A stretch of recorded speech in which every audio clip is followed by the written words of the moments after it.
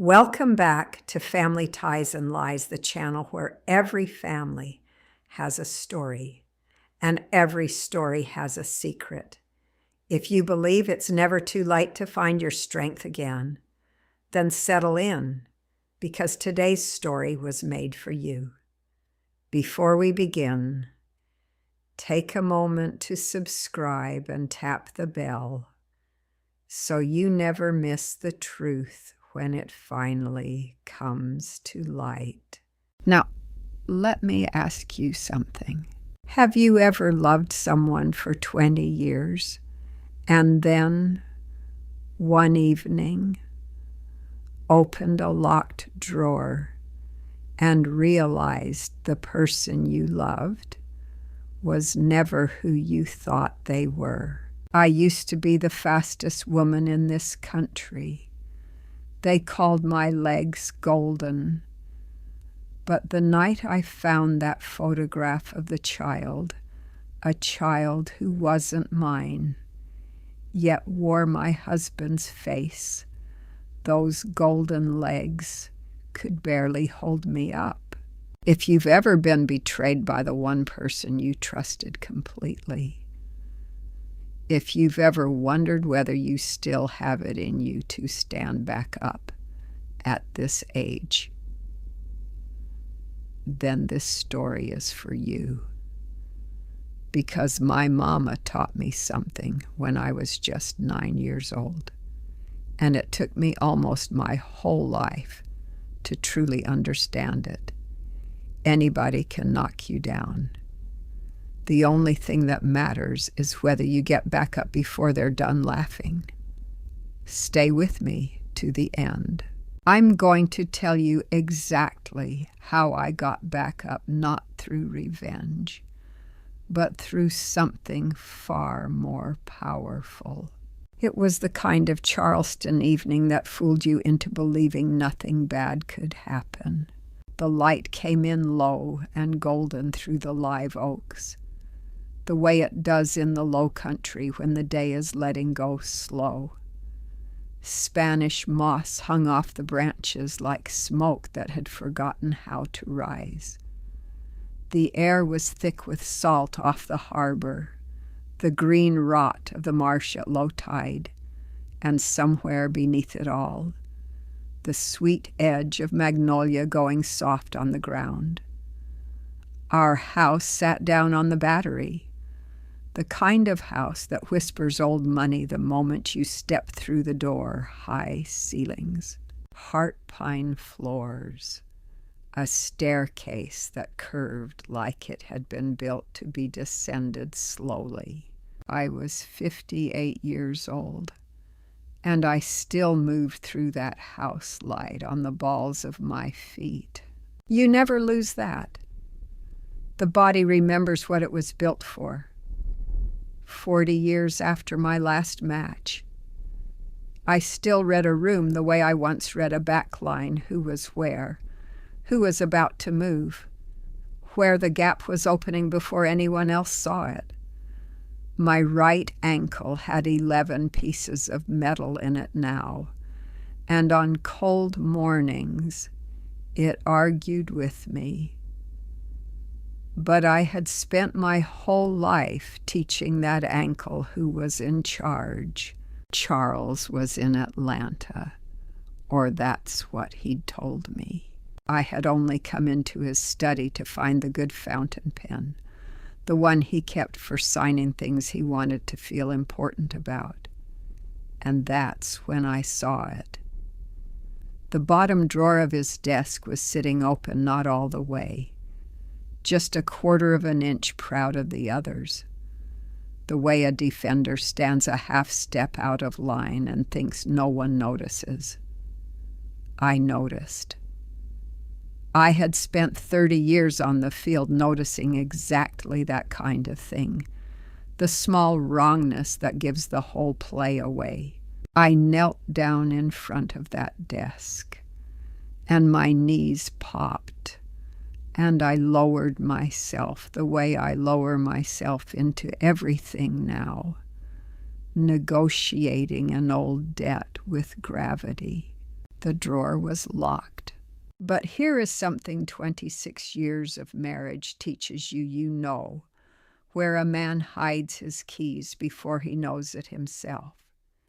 There was a little brass dish on the windowsill, the one his mother left us, full of cufflinks and dead batteries and forgotten things. The key was at the bottom, small, cheap, not the key to anything he wanted me to think mattered. My hands did not shake. That's the part I remember most. I had imagined, in some far corner of my mind, that if a day like this ever came, my hands would shake. They didn't. They were steady, the way they were steady the night before a biggest match of my life. The body knows the difference between fear and the moment right before everything changes. Inside the drawer there was a phone, not his phone, a cheap one, the kind you buy with cash and don't put your name on. I held it in my palm and felt the weight of it, and the weight was all wrong for something so small. I pressed the button, and the screen lit up, and there was no password, because a man who hides a phone in a locked drawer, in a locked study in a house behind a gate, stops believing anyone will ever get this far. There was one message thread from a contact saved only as B. I read the last message twice, because the first time my mind simply refused to hold the words. It said, once the papers are signed, the three of us never have to pretend again. The three of us. I sat back on my heels on that heart pine floor, in that golden light, in that house that smelled of salt and magnolia and money. And I scrolled up, past words I did not yet understand, until I reached the photograph. A child, a little boy, maybe 4 years old, laughing at something just off the edge of the frame. I had never been able to have children. That had been the great private grief of my life. The thing I had folded up small and carried quietly for decades. Charles had told me he'd made his peace with it. He had held me while I wept over it. I sat there on that heart pine floor, holding a phone that wasn't his, looking at a little boy I had never seen before in my life. And something about the shape of that child's face made me hold my breath. I didn't understand it yet, but I knew the way the body knows a storm is coming before the first cloud, that whatever I was about to learn was going to change everything. So I leaned closer to the screen, and I looked again. The second time I looked at that little boy's face, I understood why I couldn't breathe. The eyes. They were Charles's eyes. Not similar. Not close. His. The same heavy lids. The same dark brown that went almost black in low light. The same way the left one crinkled a half second before the right. Even in a photograph. Even mid-laugh. I had looked into those eyes across a dinner table for 26 years. I had watched them lie to me about small things and tell me the truth about large ones. And after a quarter of a century, I knew the difference the way you know your own heartbeat in the dark. I would have known those eyes anywhere on God's earth. And they were looking out at me from the face of a child who was not mine. I want you to understand something, because it is the wound underneath all the others. I could not have children. The doctors had told me that when I was 31 years old, in a cold office with a box of tissues already pushed to my side of the desk, before anyone said a single word. That box told me everything before the doctor opened his mouth. They had a long name for the condition, a string of syllables I made them write down so I could hate it properly later. What it meant, in plain English, was this the one body that had always done everything I asked of it: run faster, jump higher, fight longer, win when winning was impossible? That same body could do everything except the one thing I wanted more than any medal. I grieved that, Lord. I grieved it. I grieved it the way you grieve a person, because in a way it was a person, the child I would never carry, never name, never teach to lace up a pair of cleats. For years, I would see a mother in a grocery store lift a laughing toddler onto her hip, and I would have to put down my basket and walk out to the car and sit there until my hands stopped shaking. And Charles had held me through every bit of it. That is the part I keep circling back to, the part that cuts deepest. He had sat on the edge of our bed with his arms wrapped around me while I came apart, and he had pressed his mouth to my hair and said, "It's you and me, Imani. That's enough. You are enough.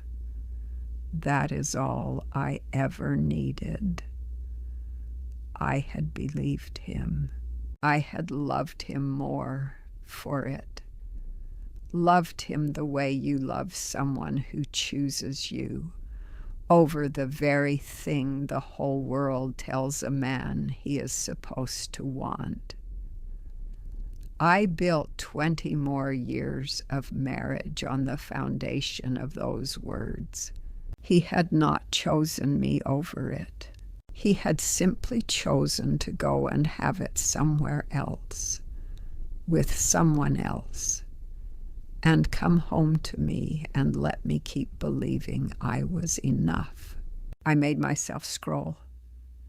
Every message was a small, clean knife, and I picked up each one anyway. The thread went back almost 5 years. The early ones were nothing times, places. A clipped handled it, the cold shorthand of two people managing a secret.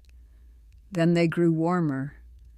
Then there was a photograph of the boy as a baby, red-faced and brand new, and beneath it, from Charles, 3 words I had spent my entire marriage aching to hear him say, about a child. He's perfect. Ours. Ours. Not mine and his and B's. I read that word, ours, and I felt something in my chest go very quiet and very still, not numb, exactly, but still, the way the whole stadium used to go still in the half-second before a penalty kick. 40,000 people holding one single breath together, and the world narrowing down to nothing but the ball, my foot, and what I was about to do with both. That is the stillness that came over me on the floor of my husband's study, not the stillness of a woman breaking, the stillness of an athlete the instant before she moves. I set the phone down on the rug. Screen up. the little boy still laughing at the ceiling. Then I turned back to the drawer. Because here is a thing. 26 years will teach you about a man like Charles. There is always a second compartment.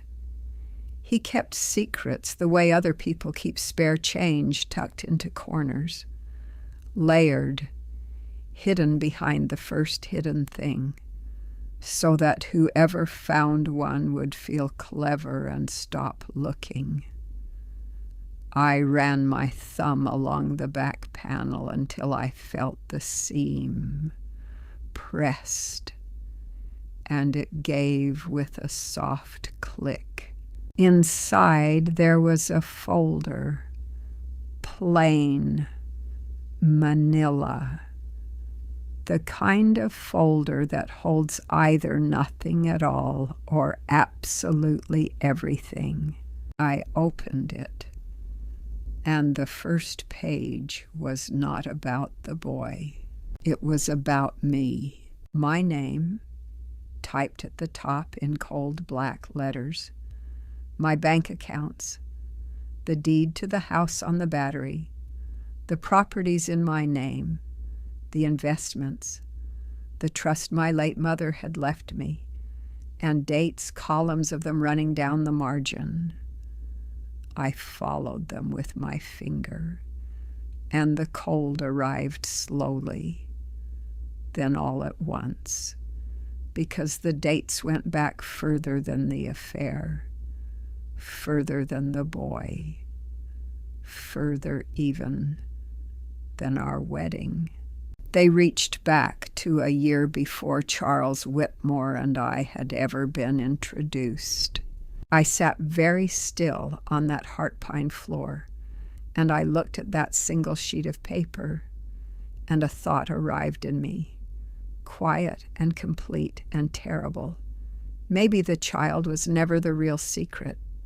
Maybe the child was only the part I was meant to stumble onto, the loud, bleeding, obvious wound, so that I would weep and rage and never think to look one layer deeper. I closed the folder. I did not read the rest. Not yet. Because some truths you have to walk toward slowly, on steady legs, with your eyes open, or they will take your legs out from under you before you are ready to stand. It took me 3 days to open that folder again. 3 days of moving through my own house like a woman walking along the bottom of the sea. 3 days of pouring Charles his coffee when he came home from Atlanta. 2 sugars, a splash of cream, the way I had poured it 10,000 mornings. 3 days of letting him kiss my cheek and tell me I looked tired, and answering. I didn't sleep well, which was the only true thing either of us said. 3 days of lying in the dark beside a man whose breathing I had memorized over 26 years, and understanding, or for the first time, that I had memorized a stranger. I learned something in those 3 days that cost me dearly, and I will give it to you for free. The hardest acting you will ever do is pretending nothing is wrong while you quietly decide exactly how you are going to make it right. On the 3rd night, he flew out again. I watched his car lights swing down the drive and disappear past the gate. Then I sat at his desk, under the green glass lamp, opened the folder, and this time I read every single page. The first pages I already understood. My accounts, my properties, the house on the Battery, the trust my late mother had scraped together with cracked hands and left to me, all of it laid out in cold black type, like inventory in a warehouse. But it was the pages underneath the ones I had been too afraid to reach the first night that stopped my heart inside my chest. There was a document about the accident. You don't know about the accident yet. So let me tell it the way I had to learn it slowly, from cold paper, alone, at 2:00 in the morning. 4 years ago, I fell, not on a field, where falling is part of the work, in my own home, on the beautiful curved marble staircase, the one built to be descended slowly. There was a loose section of runner near the top, a rug that should have been tacked down and never was. My foot found the gap in the dark, and I went down all of it, every hard, polished step. At the bottom, I shattered the one ankle I had spent a whole career learning to protect. The right one. The one that carries 11 pieces of metal now. For 8 weeks, I could not walk. For 8 months, I was not the woman I had been. They called it an accident. I called it an accident. Every single one of us called it an accident. The folder called it something else. There was an inspection note, dated 2 weeks before my fall, flagging that exact section of runner as a fall risk, in plain typed letters. It carried Charles's initials in the corner.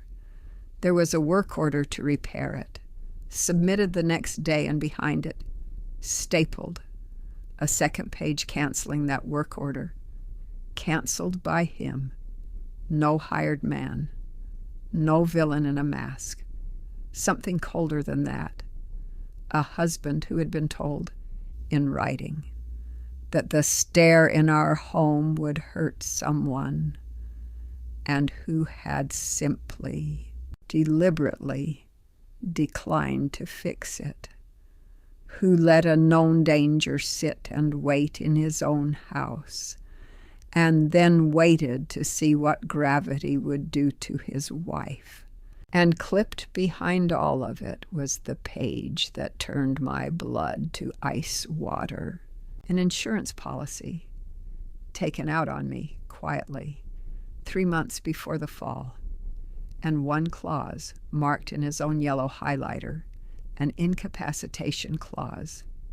It paid out, and it handed control of every asset in my name over to him, not only if I died, but if I were ever left unable to manage my own affairs, bedridden, broken, unable to stand on my own 2 feet. I sat with that for a long time. He had never needed me dead. Do you understand? That was the thing that took the air out of the room. He had only ever needed me down. A widow's grief makes noise, and people ask questions. But a broken woman, a woman who can't climb her own stairs, a woman whose famous legs have failed her at last, that woman is simply sad, and people look away from sad, and they let her husband handle things. He had married a champion, danced with me at our wedding, and then spent years quietly, patiently betting against my legs. I did not scream. I have told you already that I am not a woman who screams. I folded my hands on that desk, the way my mother used to fold hers when she had made up her mind about a hard thing, and I let the cold settle all the way down through me, through my chest, my stomach, the old metal in my ankle until it stopped being grief and turned into something quieter and far more useful. Then I stood up. I stood up on my own two legs. The right one ached the way it always aches at 2 a.m. The legs a whole country once called golden. The legs my own husband had tried, on paper, to take from me. And I want you to hear me when I say this, because it is the only thing that mattered in that room they held. They held me up just fine. I crossed to the window. Out past the live oaks, the harbor lay black and still. And somewhere far out in the dark, a buoy bell was ringing, slow and patient, the way those bells do all night, whether anyone is listening or not. And standing there in the dark, I did not think about Charles at all. I thought about a little girl in shoes 2 sizes too big, on a patch of hard red dirt, a long way from any house on the Battery. I thought about a woman with cracked working hands who used to wait for me at the edge of that dirt every evening until the light gave out. I thought about the very first thing anyone in this world ever taught me about being knocked down. Because if I was going to learn how to stand back up at 58 years old, with everything on the line, I knew I had to go all the way back to the beginning, back to the day I first learned how. My first pair of cleats came out of a cardboard box at the back of a church. They were 2 sizes too big, the leather cracked white at the creases, somebody else's name half worn off the tongue. My mama stuffed the toes with newspaper so they'd stay on my feet, and she said, "There, now you got shoes. Nobody else on that field's got shoes that already know how to play." I was 7 years old, and I believed her completely. That is the gift a good mother gives you. She can hand you a pair of dead men's shoes and make you feel like you've been crowned. We had almost nothing in those years. I want to be honest about that, because people look at a woman in a house on the Battery and they forget where she started. We lived in 2 rooms outside a small town in Georgia, and my mama worked a day shift cleaning offices and a night shift at a diner, and the cracks in her hands never fully healed from one season to the next. There was a field near us that wasn't really a field, just a flat stretch of hard red Georgia dirt that turned to soup when it rained and baked to brick when it didn't. No grass, no nets, 2 trash cans for one goal, and a gap between 2 pines for the other. I played there every evening until I couldn't see the ball anymore, and every evening my mama waited for me at the edge of that dirt, no matter how tired she was, until the light gave out. That is its own kind of love, the kind that doesn't say much. She'd watch me fall, and I fell constantly, those first years, on ground that had no give in it at all, and she never once ran out to pick me up. She'd just wait, and when I finally got up on my own, she'd nod, like I'd settled some private argument in her favor. I was 9 years old the day she said the thing that I would spend the rest of my life learning. I'd gone down hard chasing a ball I had no business chasing, and a couple of older boys laughed, and I lay there in the red dirt with my palms stinging and tears coming up hot. deciding whether to cry. My mama crouched down at the edge of the field. She would not step onto it. That was my ground, not hers. And she looked at me and she said, "Baby, listen to me. Anybody can knock you down. Don't you ever let that be the part of the story you remember. The only thing that matters, the only thing is whether you get back up before they're done laughing." I got up. The boys were still laughing. I made sure of it. I have made sure of it every single time since. I didn't understand it then, but she'd handed me the difference between two ways of living, and I wouldn't learn their names for 40 more years. There's surviving a thing, just outlasting it, just not dying of it.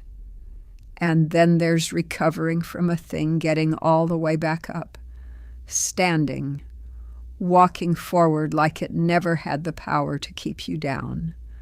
My mama was teaching me, on a patch of dirt with stinging palms, that those are not the same. Survival is what they leave you. Recovery is what you take back. A man named Walter Hayes found me on that dirt field when I was 12. He was a scout, though I didn't know what that word meant. Old, gray, gruff as a gravel road, with a whistle he wore on a string and a way of watching that made you feel measured. He stood at the edge of my field for 3 evenings straight, saying nothing. And on the 3rd evening, he walked over to my mama and said, "Ma'am, your girl doesn't have the best feet I've ever seen, but she has got the stubbornest. I can teach feet, can't teach stubborn."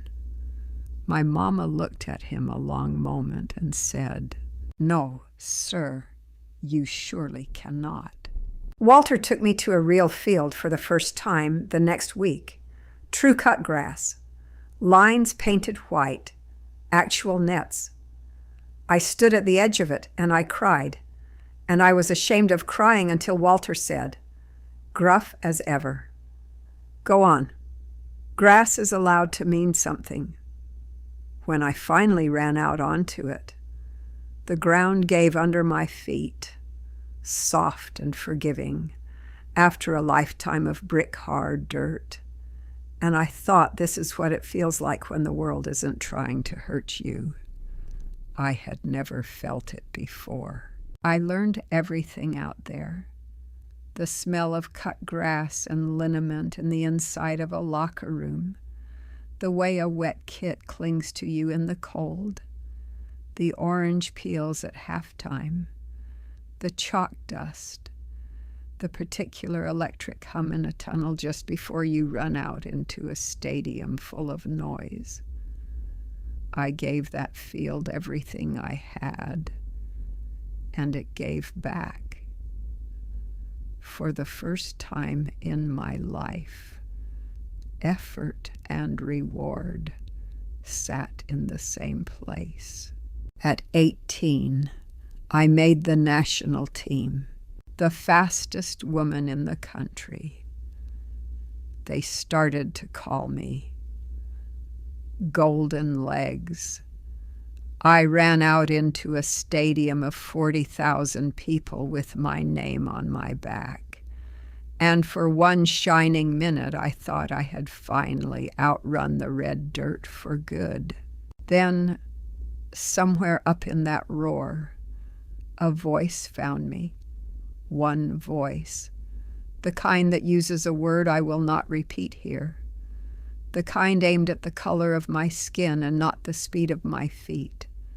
And then it wasn't one voice, and the ball rolled slow across that perfect grass and came to rest right at my feet, and the whole stadium seemed to hold its breath, waiting to see what the golden-legged girl from the dirt was going to do now.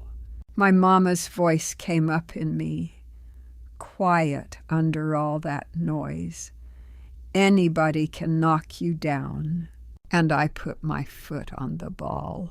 My foot came down on the ball, and the whole stadium went quiet, the way a room goes quiet when it realizes it has said too much. I did not run. I did not shout back. I have learned that the loudest thing a woman can do, sometimes, is refuse to give them the reaction they paid for. I just stood there with my foot on the ball and my eyes up in the stands, letting them look at me, letting them sit in the silence they had made. Then I picked the ball up, set it on the spot, and I scored. I will not pretend it was a beautiful goal. It was not. It was a hard, ugly, furious thing, struck so true, the net barely moved, more verdict than celebration. And when it went in, I did not run to my teammates. I did not slide on my knees, or I did not point to the sky. I walked back to the center circle, alone, and I stood there with my arms at my sides. And I looked up at the part of the stands the voices had come from, and I let them see that I was not going to perform joy for people who had just tried to make me feel like less than a person. A strange thing happened in that silence. One of my teammates, a quiet defender who never said 2 words to anyone, walked out to the center circle and stood beside me. Then another. Then the whole back line. We did not link arms. We did not make a speech. We just stood, 11 of us, in the middle of that field, refusing to play on, until the men with the microphones and the men with the badges understood that the game would not continue until the people in those seats were dealt with. It took an apology.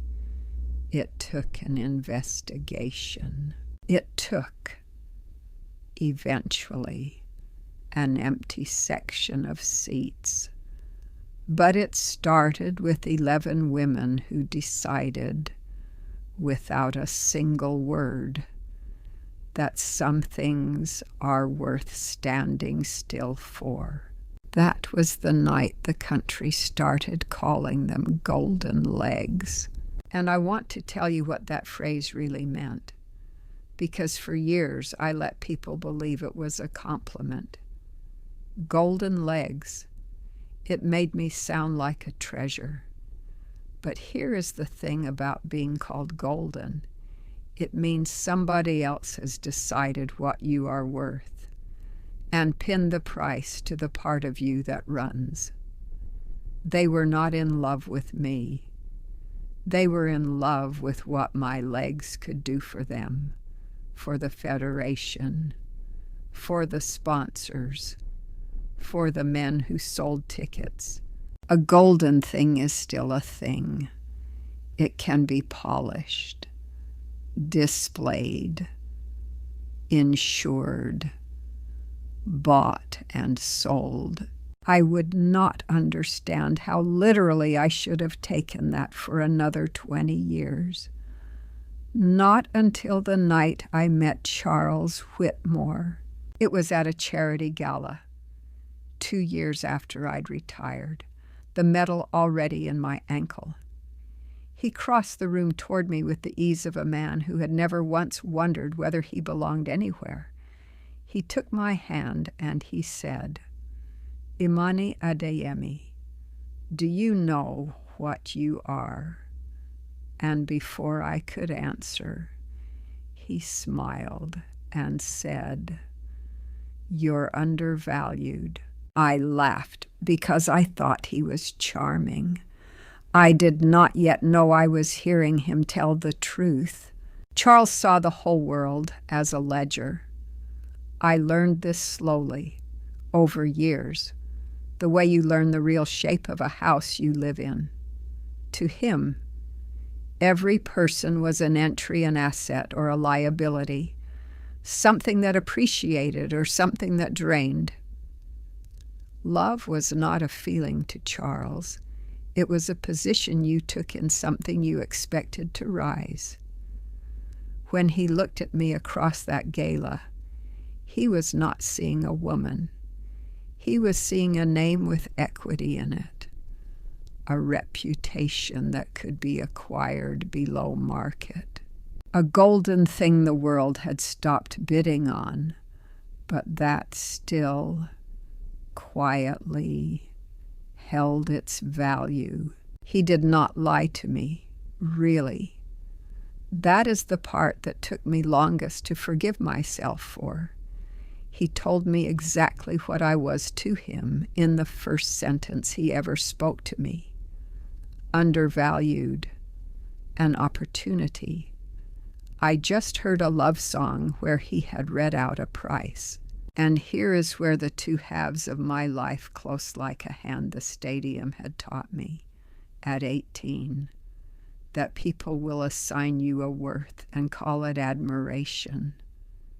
Charles taught me, at 36, that a husband can do the very same thing across a breakfast table and call it marriage. The crowd wanted my legs. My husband wanted my name.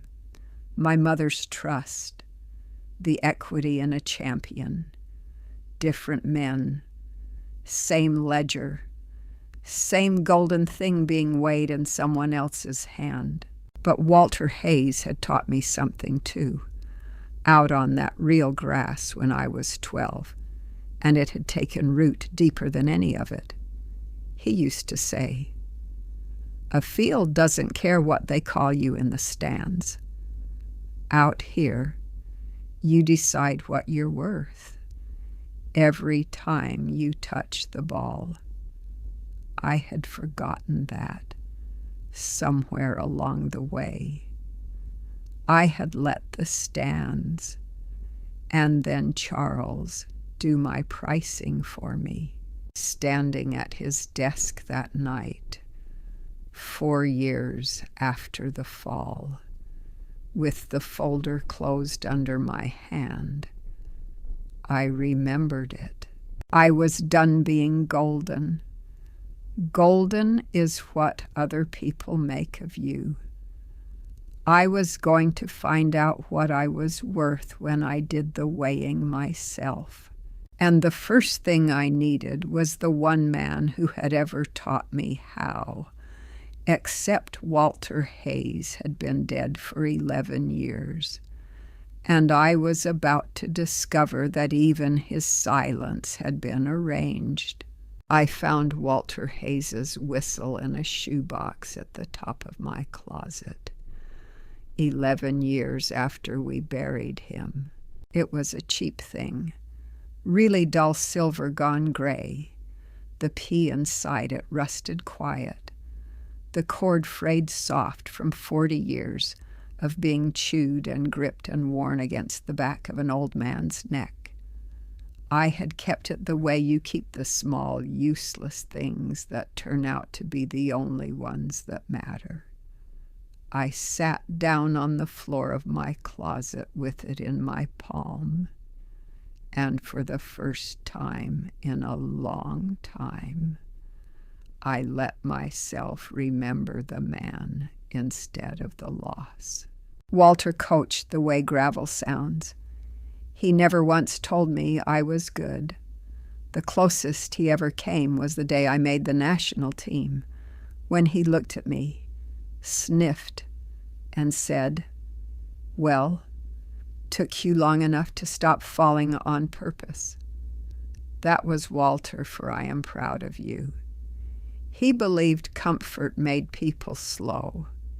He believed the field was the one honest place left in the world, because out there a clock and a line and a ball did not care who your daddy was or what they called you in the stands. "Everything else lies to you, girl," he used to say. "The grass won't." He died of his heart, in his sleep. in the small house he never bothered to make bigger. 81 years old. There was nothing dark in it, nothing arranged. I want to be clear about that, because the world had already taught me to suspect everything, and not everything deserves suspicion. Walter died the way he lived, quietly, on his own terms, owing no one. I flew home for the funeral. Charles did not come. He had a deal closing, he said. I remember being hurt by that, in a small way, and then forgetting it, the way you forget a stone in your shoe once you finally sit down. It was the whistle that made me go looking, because sitting there on the closet floor, turning it over, I remembered something I had buried under 20 years of marriage. Walter's lawyer had called me once, a few weeks after the funeral. He'd said Walter left me a letter, said he'd mailed it to the house. I never got a letter. I had assumed, in my grief, that it was lost, that an old man's last note to a girl he'd half raised had simply slipped through the cracks of the postal service, the way things do. I had not thought about that letter in 11 years. But that night I had a folder in my husband's desk that had already taught me what Charles did with paper that threatened him. So the next morning, while he was out, I went back into that study, and in the very bottom of the second compartment, behind the insurance policy, behind the pages about my accounts, in an envelope already opened along the top with a clean blade, I found it. Walter's handwriting, crabbed, slanted, pressed so hard into the page it left ridges on the back. 11 years old. Read, I could tell it had been read more than once. The fold worn soft and then hidden by the one man who was never supposed to see it at all. I sat down in Charles's chair to read the last thing Walter Hayes ever tried to say to me. It was short. Walter was never a man for words on grass or paper. He wrote that he was old and his heart was tired, and he wanted to say a thing before he couldn't. He wrote that he had met my husband exactly twice and trusted him exactly never, that Charles had the eyes of a man counting a room. He wrote that he'd seen me get quiet in a way I never used to be quiet, smaller, careful, and that it broke something in him to watch the most stubborn girl he ever coached learn to make herself easy to carry. And then he wrote the line that has not left me since. You spent your whole life proving your worth to people in the stands. Don't you dare spend the rest of it proving it to a man at your own table. You were never golden because they said so. You were golden because you got up. Get up, girl, one more time. For me, Charles had read those words. Charles had understood them. That is the part that turns my stomach even now. He hadn't burned the letter. He'd kept it, filed neat behind his policy, because Charles never destroyed an asset he might one day use. He had simply made sure it never reached me, because a woman who heard Walter's voice telling her to get up was a far more expensive woman than one who had quietly learned to stay down. He had not killed Walter. He didn't need to. He had only buried his last words and let me grieve a silence he had built with his own hands. I folded the letter back along its worn crease and held it and the whistle together in my two hands. And I did not cry. I had a strange, clear feeling instead, the feeling you get in the tunnel, in the dark, with the noise of the crowd coming through the wall, when your whole body knows the match is about to start. I lifted the whistle to my lips. I did not blow it. The P was rusted silent anyway, but I held it there a moment, the cold metal against my mouth, the way you hold a thing that is about to start something. All right, Walter, I said, out loud, to an empty study and a dead man, and the part of myself I'd let go quiet for 20 years. One more time, there is a particular loneliness in knowing a terrible thing and having told no one. For 3 weeks I had carried it alone. The phone, the child with Charles's eyes, the canceled work order, the insurance policy with its yellow clause, Walter's stolen letter. I had carried all of it inside my own chest, smiling across the breakfast table, and I will tell you the truth. It had begun to feel less like a secret and more like a sickness. A thing knows it is poison when it has nowhere to go. I understood, sitting there with Walter's whistle, that the first move was not against Charles at all. The first move was to stop being alone with it. So I went to see Marcus Bell. Marcus had been my lawyer once, years back, in the contract days, when I was young and golden, and the Federation wanted to own more of me than I was willing to sell. He was the one who'd read the fine print. I was too proud to read myself. He was older now, semi-retired, an office above a bakery downtown where the whole place smelled of bread and old paper. I had not called ahead. I just walked up those narrow stairs, and when he looked up and saw my face, he set down his coffee very slowly, the way a man does when he can already tell the morning has changed. "Imani," he said, "sit down. Whatever it is, sit down first." And then I did the hardest thing I had done in 3 weeks. Harder than reading the folder. Harder than pouring Charles his coffee. I said it out loud. I told him about the drawer, about the boy, about the staircase that was never an accident, and the policy that paid out if I couldn't stand, and the letter from a dead man that my husband had read and hidden.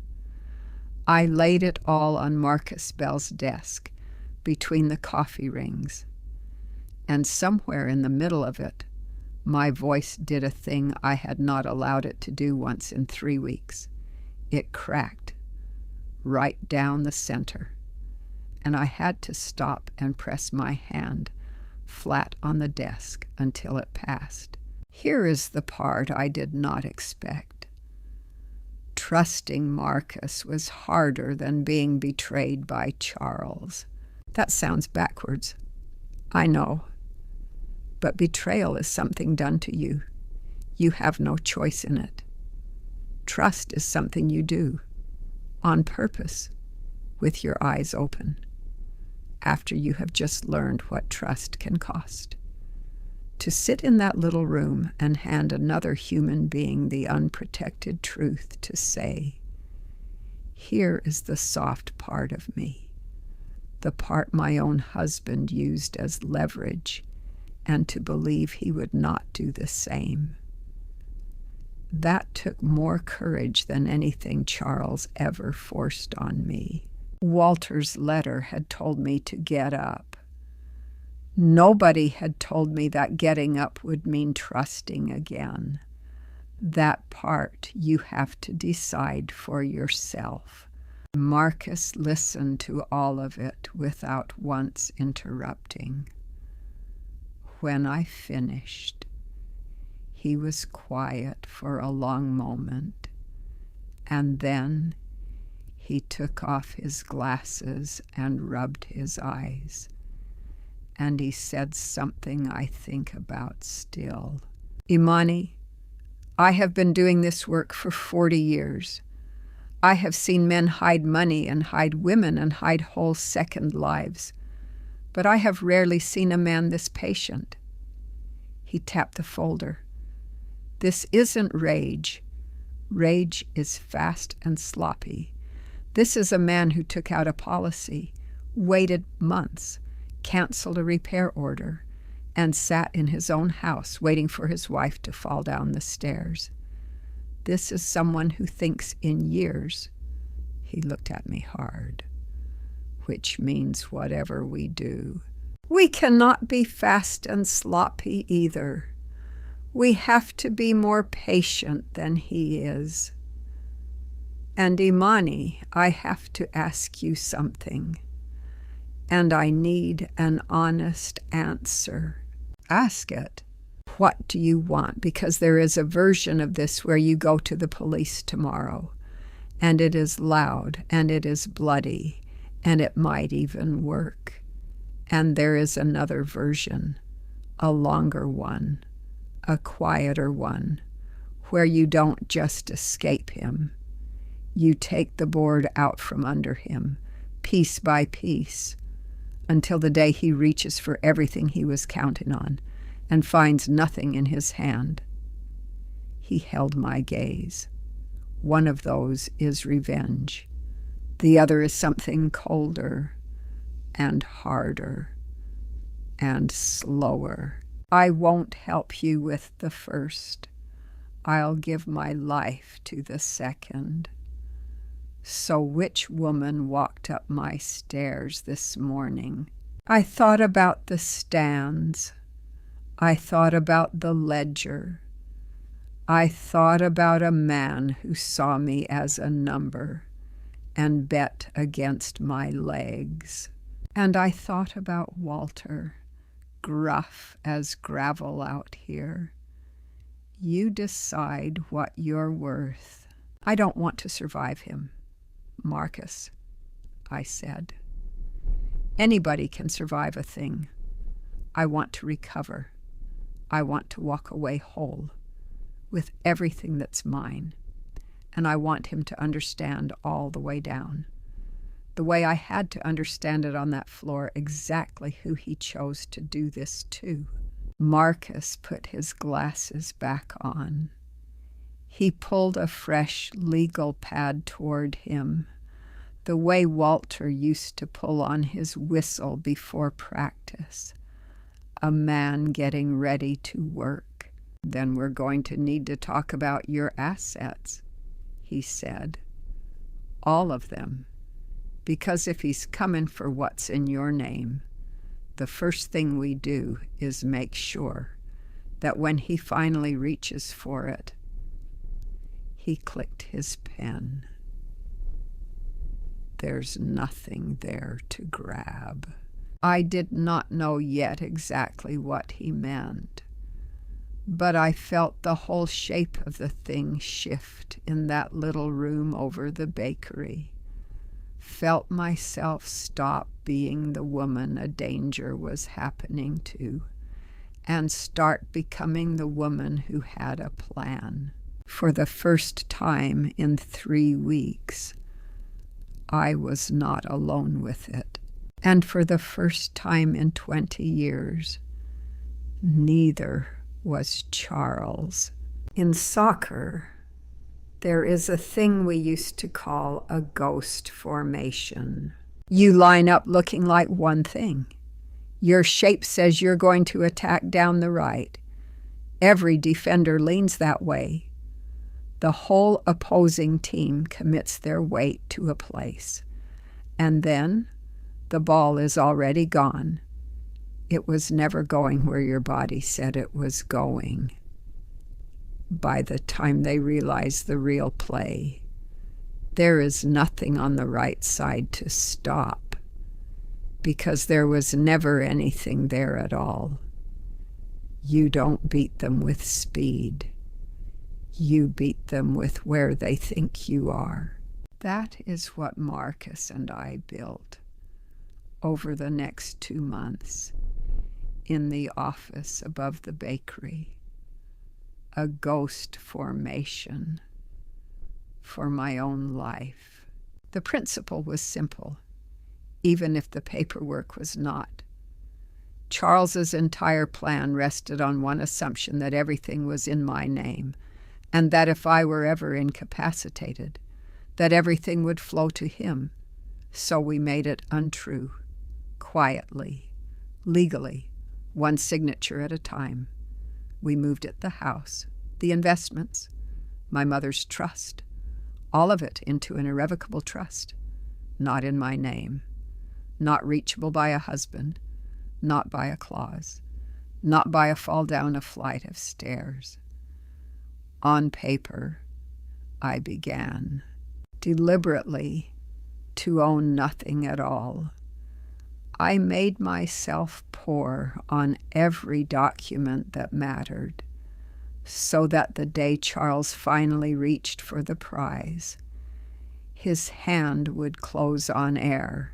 We named the trust after my grandmother, a small thing, but it mattered to me that the shelter protecting my whole life carried the name of a woman who had cleaned other people's houses, so my mother could one day have her own.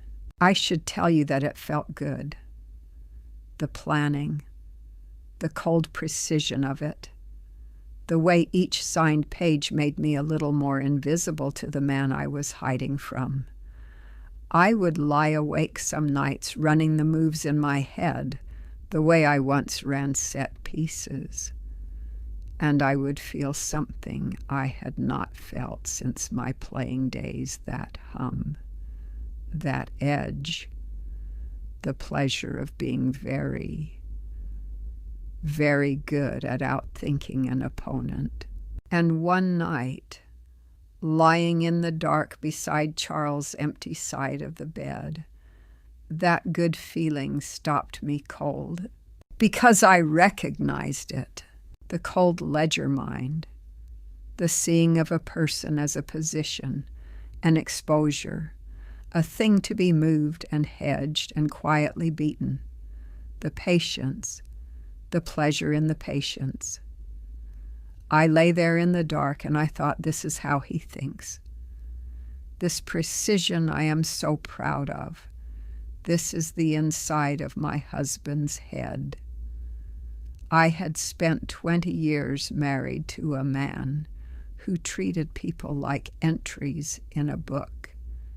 And here I was, at 2 a.m, balancing him on a page like he was nothing but a number to be zeroed out.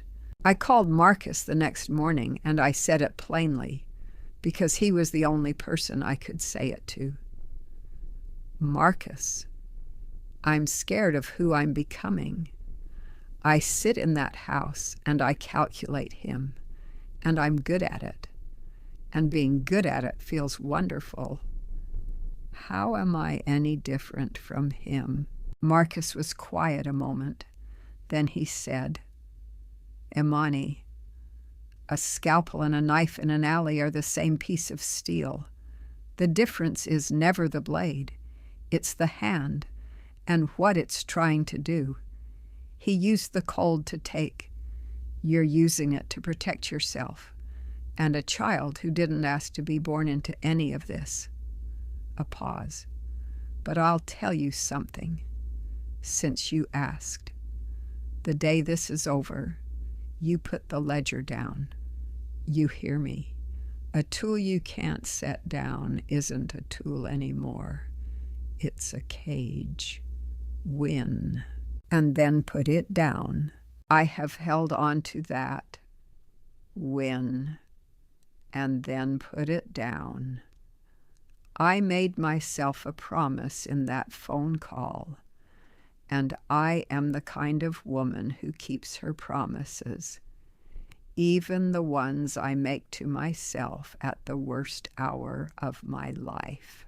It was Marcus, 2 weeks later, who found the thing that changed everything. He called me late, and his voice had a strange flatness to it, the flatness of a man holding something almost too large to hand over the phone. "Imani," he said, "I've been pulling on Charles's threads.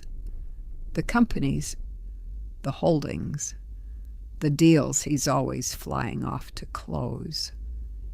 He took a breath. "He's broke." I sat down. "Not broke like a bad quarter," Marcus said.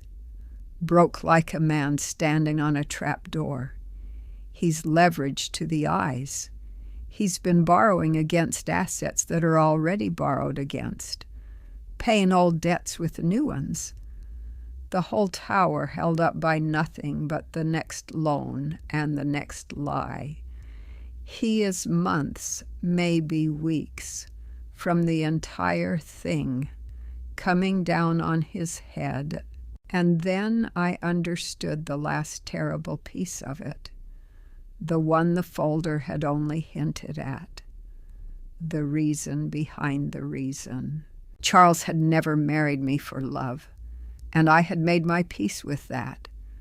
But he had not even married me for my legs, or my fame, or my name.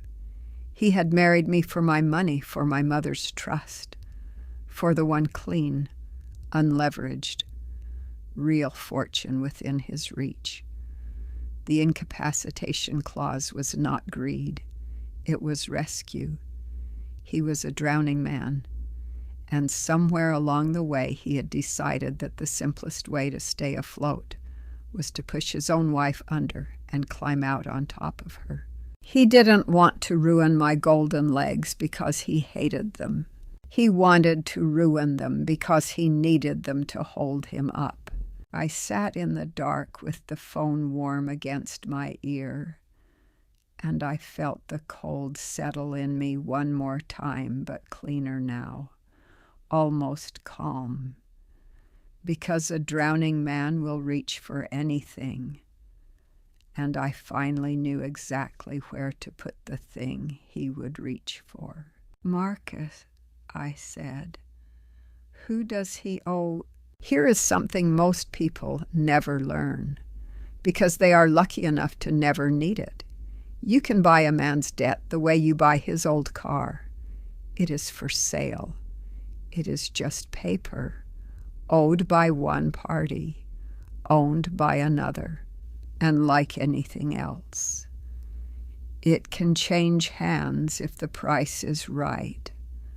And whoever holds a man's debt holds a leash he cannot see. Charles owed a great deal of money to a great many people, and I intended to quietly become every one of them. I could not do it as Imani Adeyemi Foster are. Of course, the moment my name touched that paper, the whole ghost formation collapsed. So Marcus brought me to a man named Elias Crane. We met in a back booth of an old steakhouse, the kind with carpet worn to the weave and the smell of 40 years of cigars soaked into the walls. Crane was a debt broker. He had the eyes of an undertaker patient, unsurprised, already measuring you for the box. He did not ask why a retired athlete wanted to buy up the obligations of a failing real estate man. Crane was not paid to be curious.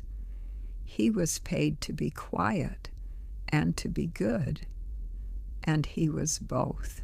It's mostly straightforward, he told me. Over a steak he barely touched. Your husband borrowed from banks, from funds, from people who'd sell their own mothers at a discount to clear a bad position off the books. I can buy most of it cheap, through entities that lead nowhere. He'll never see your face on a single page. Most of it, I said. I had spent 30 years reading the gap a man leaves between his words. Not all. Crane almost smiled. Not all. About half of what he owes is held by one man, a private lender, goes by Sokolov. He set down his fork. And Sokolov will not sell. That was the first true obstacle. Up to that point, it had all gone smoothly, too smoothly, and some part of me had been waiting for the floor to tilt. Now it tilted. Everything sells, I said. It's a question of price. Not with Sokolov. Crane leaned back. Understand who he is. He doesn't lend money to make money. He lends it to own people. He likes the leash. He likes that a man like your husband has to take his calls, return them within the hour, smile at his jokes. A debt to Sokolov is a kind of company he enjoys keeping. He won't sell that for a profit. And here is your real problem. If I go to him offering a fat price for Charles's note, he'll know in 5 minutes that someone is moving against Charles. He'll ask who. He'll dig. And the one thing your whole plan cannot survive is a curious man with money and time. So there it was. I could buy the obvious half and leave the dangerous half in the hands of a man who collected leashes, or I could overpay for Sokolov's half and light a flare that pointed straight back at me. Both roads ended with Charles learning he was being hunted. Neither one led where I needed to go. I went home that night and I did not sleep. I sat in the dark study with Walter's whistle in my hand, and I asked myself the only useful question my mama ever taught me to ask. Not what do I want, but what does the other man want, and how badly. Sokolov did not want money. Crane had told me as much. Sokolov wanted to own. He wanted the pleasure of holding a leash on a man who mattered. And a leash is only a pleasure as long as the man on the end of it is still worth something. That was the crack. That was the gap in the back line. It took 9 days. 9 of the longest days of my life. Every one of them spent smiling at Charles across the breakfast table, while Crane, on my instruction, let a single quiet truth begin to travel through the small world of men who lend money to other men that Charles Whitmore's empire was hollow, weeks from collapse, that the smart money was already backing away from the doors. I did not lie. That is the part I hold on to. Every word of it was true. I simply made sure the truth arrived at Sokolov's ear at the exact moment it would do my work for me. Because a man who collects leashes does not want to be the last one holding the leash of a corpse. On the 9th day, Crane called. His undertaker's voice had the faintest warmth in it, which from him was practically a celebration. Sokolov's selling, he said. All of it. Cheap. He decided this morning that Charles Whitmore is a dead man walking, and he does not care to be tied to a dead man when the receivers come. He thinks he's being shrewd, cutting a loss. A pause. He has no idea he's handing the last piece of your husband straight to you. I closed my eyes. I had not beaten Sokolov with money. I had beaten him the way Walter taught me to beat anyone, by reading what he wanted so clearly that he walked into the one place I needed him to stand and called it his own idea. By the end of that week, every dollar Charles Whitmore owed in this world was owed through a chain of names that led nowhere to a trust named after my grandmother. He just didn't know it yet. He still thought he was the hunter. He still thought the staircase, the policy, the patient years were a net closing slowly around a wife who suspected nothing. He had no idea that every thread he thought he was pulling was already tied, at the far end, to my hand, which meant the next thing I had to do was the hardest thing of all. I had to go home and put on the face of a woman who knew none of it, and let my husband believe he was still winning for just a little while longer. The hardest role I ever played was not on any field. It was in my own kitchen, every morning, for 6 weeks, playing a woman who did not know. I want to tell you what that costs, because nobody warns you. We talk about betrayal as a single moment, the drawer, the photograph, the lightning strike. But the real weight of it is not the moment you find out. It is every ordinary hour afterward that you have to spend pretending you didn't. It is buttering toast for a man who tried to break your legs. It is laughing at his joke. It is the way he reaches across the bed at night, and you have to let his hand land on you and not flinch. Because flinching is information, and you cannot afford to give a careful man information. I learned to live inside a face that was not mine. I would watch myself from somewhere just behind my own eyes. Imani, pouring the coffee, 2 sugars, a splash of cream. Imani, asking about Atlanta. Imani, saying drive safe at the door, and the watching part of me, the cold part Marcus had taught me to use, would take notes. Because the mask was not only protection. The mask was a tool. A woman he believed knew nothing was a woman he would speak freely in front of. And Charles, sure he was winning, had grown careless in the way that comfortable predators do. He talked on the phone in the next room with the door half open. He left his laptop unlocked while he showered, trusting the wife who, in his mind, had never once thought to look. And so, smiling, invisible, I gathered the last things I needed: the account numbers, the names of his lawyers, the precise architecture of the trap he thought he was building around me. I was inside his plan now, walking its hallways while he slept, learning every room.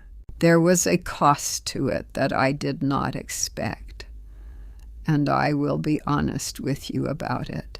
Some mornings, in the middle of the performance, the old love would surface. 26 years does not vanish because you learn the truth. I would see him laugh at something on the news, the real laugh, the one that crinkled his left eye a half second before the right the same eye, I would think that the little boy in the photograph hadn't for one treacherous second. My heart would forget. It would reach for the man I thought I'd married, and then it would touch the truth, like a tongue finding a broken tooth, and recoil. That was the loneliest part, not hating him, grieving him, while sitting right next to him, while smiling. I told Marcus about it in one of our coded calls. He said something I have kept. That ache isn't weakness, Imani. It's proof you were the real one in that marriage. You're grieving because you actually loved. He can't grieve you. You can't take from a man what he never had. It helped. It is a strange comfort to be told that your pain is evidence of your own decency. But I took it. I took whatever I could get in those weeks. Now, here is the move, the whole point of the mask.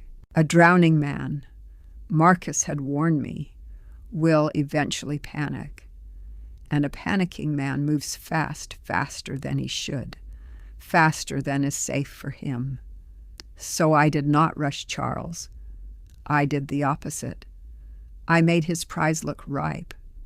I let him discover me being sentimental about my mother's trust, talking about wanting things settled and in good hands, playing the tired, frightened, aging wife who just wanted security and someone strong to lean on. I dangled in front of a starving man, the exact thing he was starving for, a wife who seemed ready to sign. And it worked. I watched it work from behind my own eyes. One evening, he came home from Atlanta with a softness in him I hadn't seen in years, and over dinner he took my hand and said, "Imani, I've been thinking, we're not young. We should get all of it organized, the trust, the properties, everything, so neither of us ever has to worry. I've had the papers drawn up, clean, simple, just protecting you." He squeezed my hand. "We could sign this week. Get it behind us. This week." I made my face do the thing a relieved, grateful wife's face does. I said that sounded wonderful. I said I'd been hoping he'd take charge of it. I said, "I trust you, Charles." And I watched something flicker behind his eyes. Not love. Never that. But the quiet satisfaction of a man who believes the long game is finally paying out. He had no idea that the papers he'd had drawn up would move assets I no longer owned, that the trap was sprung around an empty room, that this week was not the week he caught me. It was the week the ghost formation completed, the week every thread came home to my hand. I excused myself after dinner. I went up to the study, closed the door, and called Marcus on the cheap phone we used. "He moved," I said. "He wants to sign this week. He's pushing the date." There was a silence on the line. Then Marcus said, slowly, in a voice I had not heard him use before, "This week, Imani. That's too soon. The final transfer isn't filed yet. If he signs before the trust is locked, And then the line went dead. Not hung up, dead. The particular flat nothing of a call that has been cut. I stood in the dark study with a silent phone against my ear and felt, for the very first time in all those careful weeks, something cold move through me that was not calculation. It was fear, dead air. I want you to understand what that silence meant. Standing in that dark study with the cheap phone pressed so hard against my ear, it hurt. It was not a dropped call. It was the sound of the one safe thread in my whole careful plan being cut at the exact moment I needed it most. Marcus had been mid-sentence if he signs before the trust is locked, and then the world had simply gone flat and quiet. And I was alone in my husband's house with a secret that could not survive being alone. I have stood in front of 40,000 people with a match on my foot. I have felt my ankle shatter on marble. I am telling you that the most frightened I have ever been in my life was those next 90 seconds, in the dark, holding a silent phone. Because here is what I knew. Charles wanted to sign this week. The final transfer, the one that locked the trust. The one that made the ghost formation real instead of just a clever drawing on paper, was not filed yet. There was a window, a small, ugly window, maybe 72 hours wide, in which my husband could put a pen in my hand and move assets that, on every document that mattered, I still appeared to control. If he caught me inside that window, the whole thing collapsed. Not just the plan, me, the house, my mother's trust, my grandmother's name on the shelter I'd built, all of it would pour straight into the hands of a drowning man. And I would be exactly what he'd always intended me to be, a golden thing in someone else's grip. I redialed. Nothing. The cheap phone showed no bars, then one, then none. Somewhere a storm was moving in off the harbor. I could hear the first wind in the live oaks. A tower down, a line overloaded, something. It did not matter why. What mattered was that I had 90 seconds of panic available to me. And then I had to put it down and think. Because Walter Hayes did not raise a girl who fell apart on a deadline. So I made myself breathe. I made myself ask the question. Not what do I want? I wanted to scream, to run, to wake the house. What does the situation allow? And I remembered there was a provision. Marcus had built it into the trust documents weeks ago, and I had half forgotten it, the way you forget the emergency exit until the room fills with smoke and emergency clause, a thing he'd put in just in case, that allowed the final transfer to be triggered remotely by me alone, without his counter-signature. If I ever believed the assets were in immediate danger, it required a single secure call to the filing agent. It would lock the trust tonight, before sunrise, before this week could ever arrive. But it was a one-way door. Trigger it early, on a panicked night, on instinct, and there was no taking it back, no waiting for Marcus to confirm, no second opinion. If I was wrong about the danger, I would have detonated my own plan ahead of schedule for nothing. If I was right, I would have just beaten my husband by a matter of hours. I had 90 seconds and a phone with one flickering bar. Down the hall, I heard a door open. Charles's footsteps on the heart pine floor. Slow, unhurried. The footsteps of a man who believed the night belonged to him. Imani, he called, easy, warm. You coming to bed? I looked at the phone.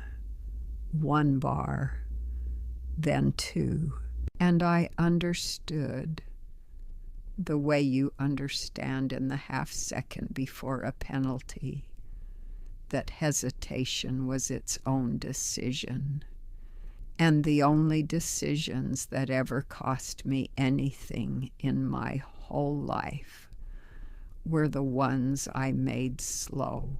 I dialed the filing agent. It rang once, twice. Charles's footsteps reached the bottom of the stairs. A voice answered, thin and far away through the bad line. This is the secure desk. Identity phrase, please. Charles's footsteps started up the stairs. I gave the phrase my grandmother's maiden name and a string of numbers I'd made myself memorize for a night, exactly like this one. I said the words Marcus had written for me, the words that would lock 20 years of my life out of my husband's reach forever. The words I could never unsay. Trigger the final transfer bars. Authorize immediate filing. Tonight, a pause. The longest pause of my life. The footsteps on the stairs. Closer. Filing initiated, the voice said. It's done. And then headlights swept across the study ceiling Charles's car. Except Charles was already in the house, which meant someone else had just come through my gate, in the dark, in a gathering storm, at the exact hour my whole plan either lived or died. I stood very still in the dark, the dead phone in one hand, my grandmother's name still warm in my mouth. And I thought, with a calm that frightened me more than the fear had, I could lose. Tonight, I could actually lose. The headlights stopped. A car door opened and closed in the rain, and I made the decision, in the space between one breath and the next, that has carried me through every hard room, since I would not let them see the fear. Whatever was walking up my drive in that storm, it would meet a calm woman. I slid the cheap phone into the back of a desk drawer, smoothed my robe, and went downstairs. Charles was already at the front door, ushering in a small, damp man in a gray suit, a leather folio held over his head against the rain. Imani, Charles said, and his voice had that warm, managed brightness he used when he wanted something to feel like a gift. I hope you don't mind. This is Mr. Pruitt. He's a notary. I know it's late, but with my travel and everything we talked about, I thought, why wait? Let's just get it done tonight. Get our affairs in order, the two of us, before this storm even passes. So that was the visitor I had nearly lost my mind over. Not Sokolov's men, not the police. A nervous notary with wet shoes, summoned at night by a drowning man who had decided he could not wait until this week after all. He had moved faster than even I expected, and he had no idea he was 40 minutes too late. "Of course," I said, and I smiled the relieved wife smile I had been wearing for 6 weeks.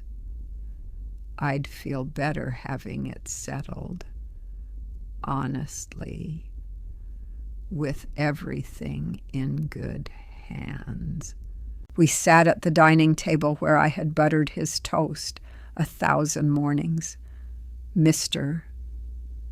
Pruitt laid out the papers, and Charles, my husband of 26 years, slid them across the polished wood toward me with the gentle patience of a man feeding the last card into a machine he was certain would pay out. I read every page. I made a show of not understanding the hard parts and let Charles explain them to me, his voice soft, reassuring, the voice of a man explaining the floor to someone he is about to drop through it. The documents transferred control of the trust, the house, my mother's money, all of it into a structure he controlled. It was, I will admit, elegant work. 6 weeks earlier, it would have ended me. But 40 minutes earlier, on a dead phone line, in the dark, I had moved every one of those assets beyond the reach of any pen in this world. The trust was locked. My grandmother's name sat over all of it now, untouchable. What Charles was sliding across the table was a deed to an empty house, a claim on a vault I had already emptied. He was, with great care and a notary as witness, taking legal ownership of nothing at all. I picked up the pen. I want to tell you about that pen because I felt the whole shape of my life turn on it. For 20 years I had signed things Charles put in front of me, trusting, easy to carry. This was the last one I would ever sign that way, except this time I knew exactly what I was doing, and he did not.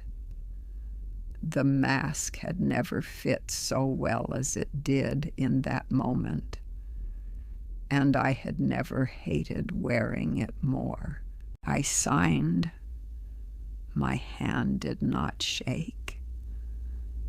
Charles let out a breath he'd probably been holding for years, and under the table, with my other hand, in my robe pocket, I pressed send on a message I had written hours before and held in the drafts of the cheap phone, waiting. It went to Marcus. 3 words. He signed it. That was the trigger we'd agreed on. The moment Charles committed his fraud to paper in front of a notary, the moment he tried, on the record, to seize assets through a clause built on a staircase he'd left broken on purpose. That was the moment everything I'd gathered stopped being a grieving wife's private papers and became something else. Because Marcus had not been idle either. While I wore the mask, he had quietly walked the folder, the inspection note, the canceled work order, the insurance policy with its yellow clause, Walter's intercepted letter to people whose job it is to look at such things, not for arrest, not yet, just a file, a quiet, patient file, sitting in a drawer downtown with 2 investigators' names on it, waiting for one thing proof that Charles would actually act on the plan the documents only suggested. He had just acted on it. in front of a notary in his own dining room. On the record, Mr. Pruitt stamped the pages and gathered his folio and fled back into the rain, relieved to be done with whatever this was. Charles walked him out, then came back and put his hands on my shoulders from behind and kissed the top of my head. "Thank you, Imani," he said softly. And I genuinely think some small broken part of him meant it. "You'll never have to worry about anything again. I've taken care of all of it." "I know," I said. "I never doubted you." And it was true. I had never, for 1 second, doubted exactly what Charles Whitmore was. He went up to bed believing he had won.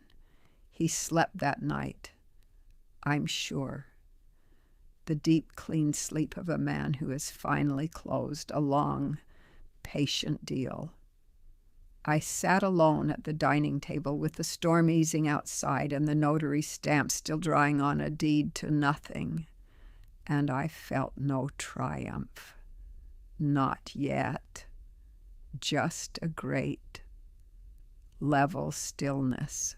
The trap was sprung.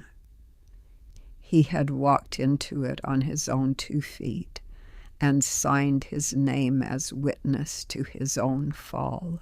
All that was left now was to choose the room where the whole world would watch it close. Before I chose the room where it would all end, there was one thing I had been avoiding for 2 months. One door I had not let myself open. I knew the boy's eyes.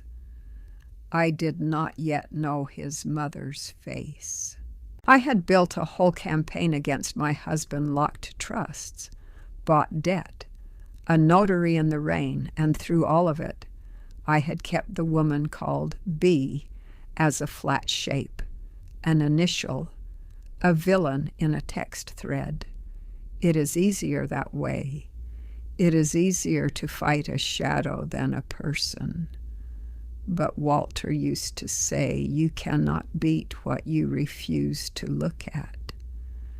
And there was a part of me, the honest part, the part my mama raised that knew I could not walk into a public room and tear down 2 lives without first finding out whose lives they were. So I found her. It was not hard.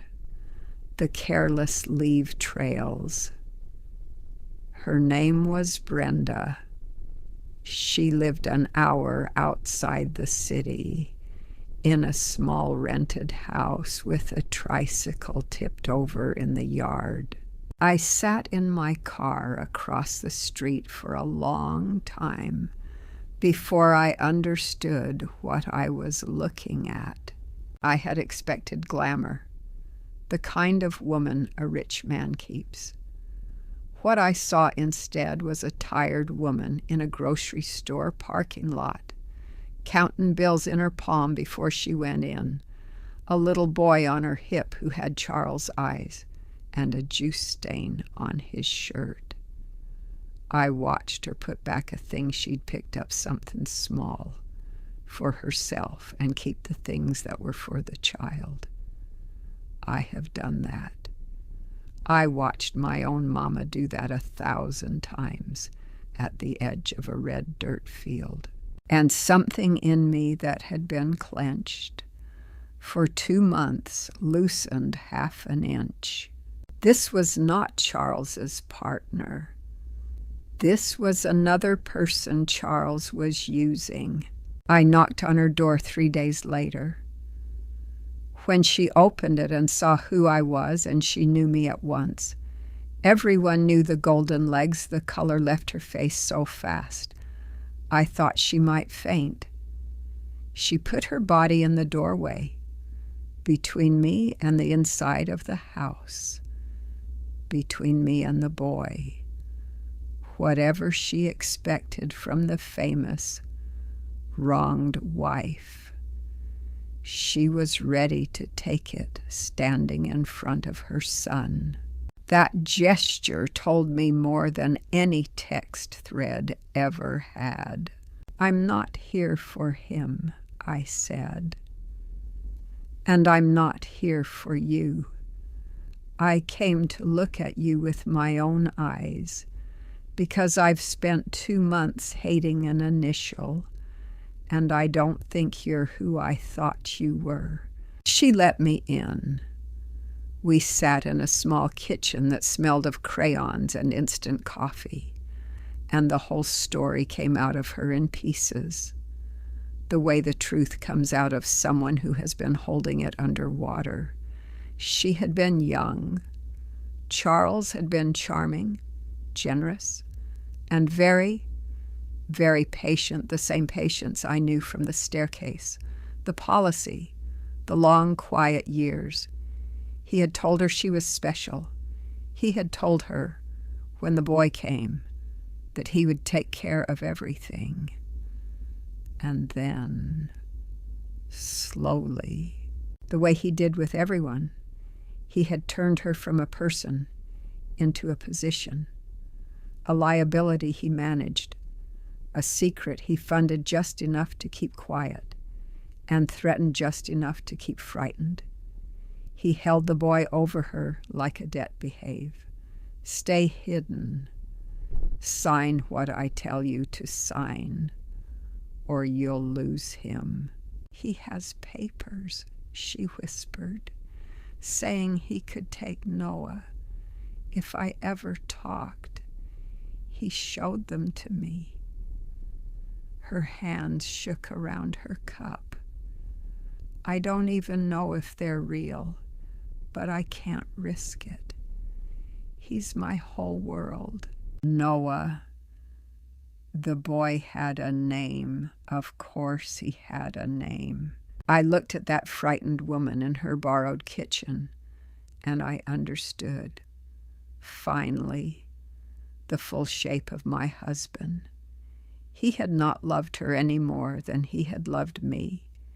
He had simply found a second person to weigh on his ledger, a younger account, and he had done to her exactly what he had done to me, made her small, made her careful, made her easy to carry. We were not rivals. We were the same crime, committed twice, 11 years apart. I could have left her there, the cold ledger mind whispered it. She's leverage, Imani. Use her. Frighten her worse than he does. Win. But Marcus's voice came up under it, the scalpel and the knife, the hand that matters, and so did my mama's and Walter's.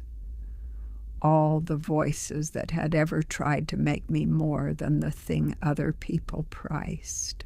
Brenda, I said, I am going to take Charles apart, all the way down. And when I do, the papers he's holding over you are going to be worth exactly nothing, because the man holding them won't have a dime or a friend left in this world. I leaned forward. I'm not asking you to fight him. I know what that costs. I'm asking you to let me make sure that whatever happens to him does not happen to that little boy. Noah didn't choose his father. Neither did I choose mine. And somebody once decided I was worth saving anyway. She started to cry. Not the frightened kind.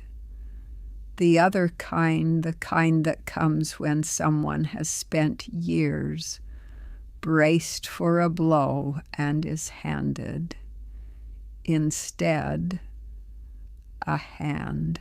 I drove home that night with the boy's name in my mouth, and a new, quiet certainty settled in my chest, harder than any plan Marcus and I had drawn. I knew which room now. I knew exactly where this would end. But I also knew it could not end the way I'd first imagined, as one woman's revenge. There was a child in it now, a frightened mother, and a choice waiting for Brenda that I could not make for her, whether to keep standing in that doorway alone or finally step out of it. I did not know yet what she would decide. I only knew I had just given a cornered woman the first safe ground she'd stood on in years, and that cornered people, once they feel the ground hold, sometimes find they are braver than anyone ever let them be. Did I feel any pity for Brenda? That night she finally came to me. I want to answer that honestly, because the easy answer is a lie, and you have stayed with me too long for lies. The truth is that I felt both things at once, and they did not cancel out. I pitied her, and a part of me would never fully forgive her. And I have learned that a grown woman can hold those two stones in the same hand without dropping either. She came on a Tuesday, after dark, 11 days after I'd sat in her kitchen. No call ahead, just headlights in my drive, and this time I knew whose they were before I reached the window. Brenda, in an old sedan with a child's seat in the back. The boy asleep in it, her knuckles white on the wheel like she'd had to hold herself in the car the whole drive to keep from turning around. I brought her into the kitchen. I made coffee, and she put a thumb drive on my counter the way you'd set down something that had been burning your hand. "It's all of it," she said. "Everything he ever sent me. The money trails, the threats, the papers about Noah." Her voice cracked on the boy's name. "He doesn't know I copied any of it. He thinks I'm too scared." A breath. He's mostly right. Now, I had given her safe ground in that borrowed kitchen. But you should understand that safe ground is not the same as courage. Safe ground is only where courage becomes possible. What made Brenda drive to my house in the dark with her son asleep in the back was not one thing. It was three, layered like everything Charles touched. The first layer was older than me. She told it haltingly, ashamed. She had grown up in my shadow, literally. Her cousin had played youth soccer in a town that worshipped me, and Brenda had spent her girlhood being asked why she couldn't be more like the famous Imani. She had carried a small, ugly envy of me for 30 years, and when a charming older man had paid attention to her, a man married to the very woman whose shadow she'd lived in there, had been something in that, she admitted, that felt like finally stepping into the light. Charles had known it, of course. Charles knew everyone's soft place. He had used her envy of me as the first thread to bind her. The second layer was the manipulation itself, the same machine he'd run on me, the patience, the slow narrowing, the way he turned her from a young woman who felt chosen into a frightened tenant of her own life, signing what he put in front of her, hidden, managed, threatened with the loss of her child. by the time she understood what he was, she was too deep, too scared, too alone to climb out. And the third layer, the one that actually broke the spell, was a letter. Because I had done one thing after that kitchen visit that I had not told her I would do, I had sent her a copy of Walter Hayes's letter, the one Charles had hidden from me for 11 years, the one that said you were never golden because they said so. You were golden because you got up. I had sent it to her with a single line of my own. He buried this so I'd stay down. Read it and ask yourself what he's burying so you'll stay down too. I read it every night for a week, Brenda said, crying now, the quiet kind. An old man telling a woman he loved to get up, and I kept thinking nobody ever wrote me a letter like that. Nobody ever told me to get up. And then I thought about Noah, and I thought, if I don't get up now, what letter is he going to wish someone had written me? That was when I knew her defection was real, not bought, not frightened into it. A woman who had finally found her own reason to stand. I did not embrace her. I am not going to pretend we became sisters that night. The wound was too specific for that. But I poured her more coffee, and I picked up the thumb drive, and I felt the last piece of the whole machine click into place in my hand, with Brenda's evidence beside Marcus's file, beside the locked trust, beside the bought debt. Charles was not just exposed. He was finished, on paper. In fact, beyond any wriggle his clever mind could manage. There's a ceremony, I told her, next month. They're putting me in the Hall of Fame. Charles will be there, front row, smiling, certain he's won. The whole world will be watching. I set the thumb drive down between us. That's the room. That's where it ends. Brenda went pale. He'll destroy you in public. No, I said. He'll try. And in front of all those people, with all of this in my hand, he'll find out the same thing I found out on the floor of his study, that he chose the wrong woman to bet against. I looked at her. You don't have to be there. You've done enough. But Noah is safe now.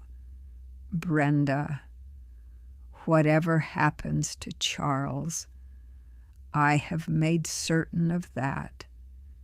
You got up in time. She left near midnight, the boy still sleeping, never having woken for any of it. I stood in my doorway and watched her taillights go, a woman driving home lighter than she'd arrived. And I thought about doorways hers, mine, the ones we stand frozen in and the ones we finally walk through. Then I went inside, and I sat down at the kitchen table with everything I needed at last laid out in front of me. And I began, very calmly, to plan exactly what I was going to say in that hall. It was time to finish it. The hall smelled of lilies and old money, and underneath both, faint and patient, the green, low-tide smell of pluff mud that no amount of money in Charleston has ever managed to keep outside. I stood at the edge of the ballroom in a gold dress. I chose the color on purpose. Let them call me golden one last time. On my terms, and I breathed it all in. 300 people. Round tables under chandeliers. A stage at the front with a podium, and beside it, on a small lit pedestal, the crystal award they were about to hand me. Through the tall windows, the sky over the harbor had gone the bruised purple of a storm, deciding whether to come ashore. The weather, like everything else that night, was making up its mind. Marcus found me by the windows. He looked older in a tuxedo, the way honest men often do in clothes built for liars. "You don't have to do it like this," he said quietly, the same thing he'd said 3 times that week. "We can let the file do it. Quiet, legal, no stage." "I know," I said. "Then why the room? Why 300 people?" I watched Charles across the ballroom, working a cluster of donors, his hand on a senator's shoulder, his laugh carrying. Front table, best seat. A man who had spent 26 years being certain and had never once been made to feel the floor move under him. "Because he made me small and private for 20 years, I said. The staircase was private. The lies were private. The grief was private. He did all of it in rooms where no one could see. I smoothed the gold dress. I'm not going to take him apart in a quiet office. Marcus.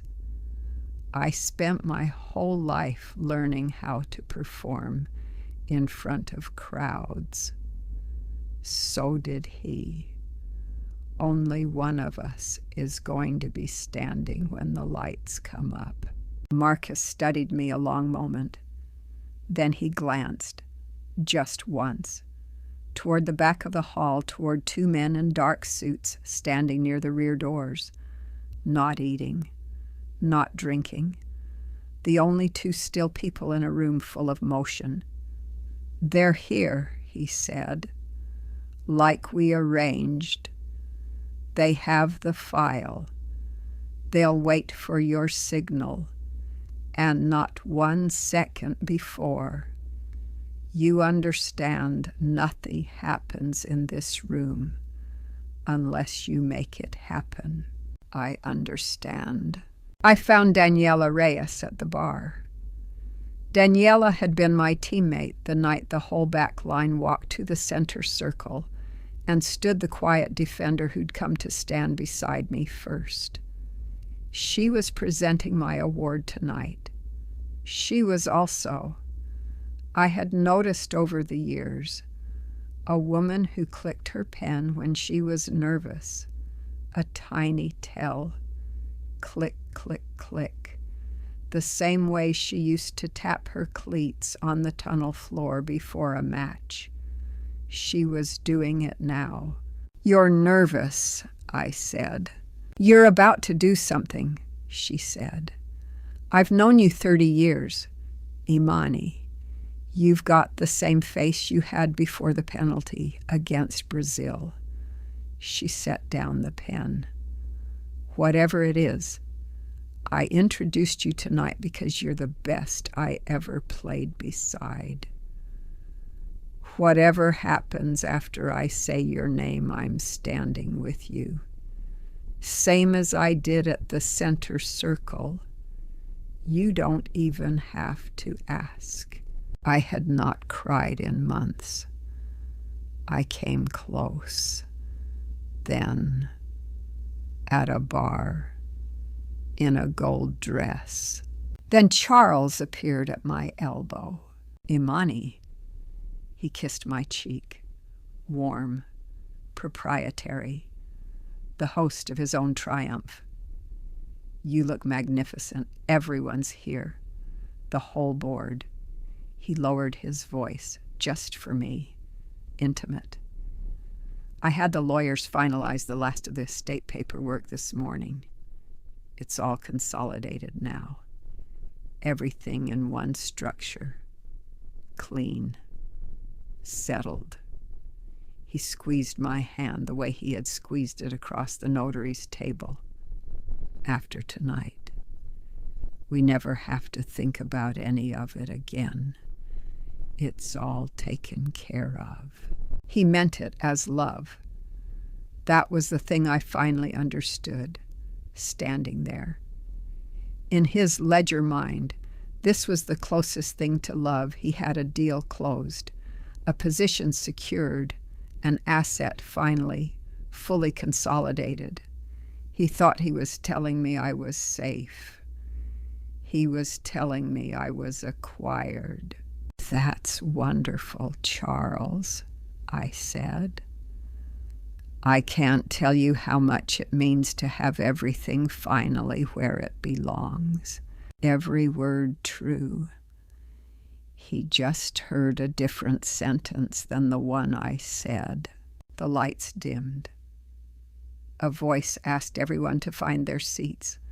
Charles kissed my temple and went to his front table. Certain. Beautiful. Doomed. Daniela squeezed my arm and walked to the stage.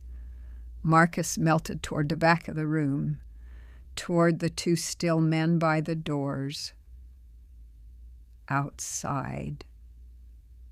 The first fat drops of the storm finally struck the tall windows, and a low roll of thunder moved through the floor, like the building clearing its throat. Daniela stepped to the podium and the room went quiet. 40 years ago, she began. A girl from a dirt field in Georgia ran out into a stadium and changed what this country thought a woman's legs could do. I stood in the wings in my gold dress, the crystal award catching the light a few feet away. My mother's voice and Walter's voice and Brenda's frightened, finally brave voice all moving quietly through me at once. I touched the small thing in my clutch, not the speech I'd been handed, the official one, full of grace and thank yous. The other one, the pages folded under it. The truth. Daniela said, the fastest woman this country has ever produced. My friend, my captain, Imani Adeyemi Foster. The applause came up like surf. 300 people rose. Charles, front and center, rose with them, beaming, leading the ovation for his wife, his asset, his consolidated estate. And I walked out onto the stage, on my own two legs, toward the podium and the microphone and the room where it would end. And I left the official speech folded in my clutch and took out the other pages instead. I set the official speech aside on the podium, and I unfolded the other pages, and I looked out at 300 faces waiting to hear a champion thank her sponsors. They gave me a speech to read tonight. I began. It's a lovely speech. It thanks all the right people. I laid my hand flat on the folded truth. I'm not going to read it, because 40 years ago, a woman with cracked hands waited for me at the edge of a dirt field every evening, and she taught me one thing above all others. Anybody can knock you down, So tonight, before you give me this beautiful crystal, I'm going to tell you the truth about the woman you're honoring and about the man sitting at the front table, smiling, who is my husband. The room shifted. You could feel it, 300 people sensing, the way a crowd always senses, that the script had just been thrown out. At his table, Charles's smile held, but his eyes changed. The eyes always go first.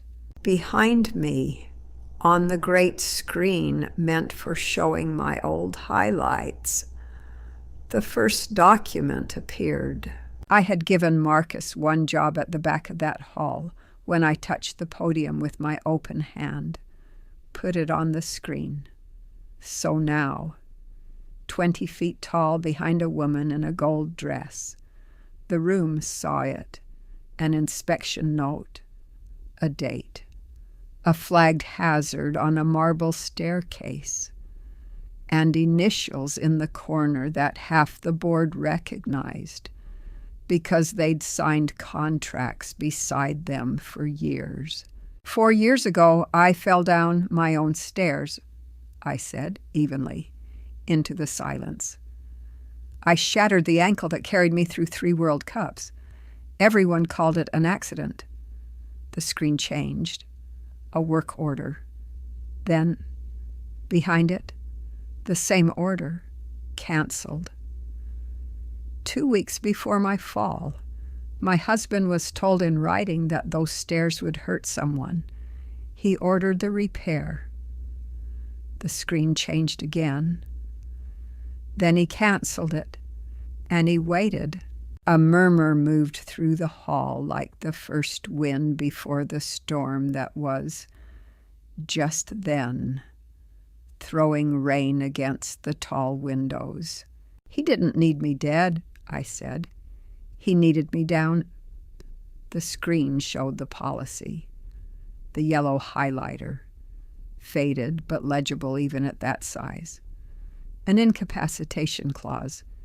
It pays out, and it hands him everything in my name. Not if I die, but if I'm ever left unable to stand on my own 2 feet. Charles was on his feet now. "This is insane," he said, loud. "Work in the room the way he always worked a room. My wife is unwell. She's confused. She's been under enormous strain." He turned to the board with his palms open. Reasonable. Wounded. "Surely we don't need to subject her to..."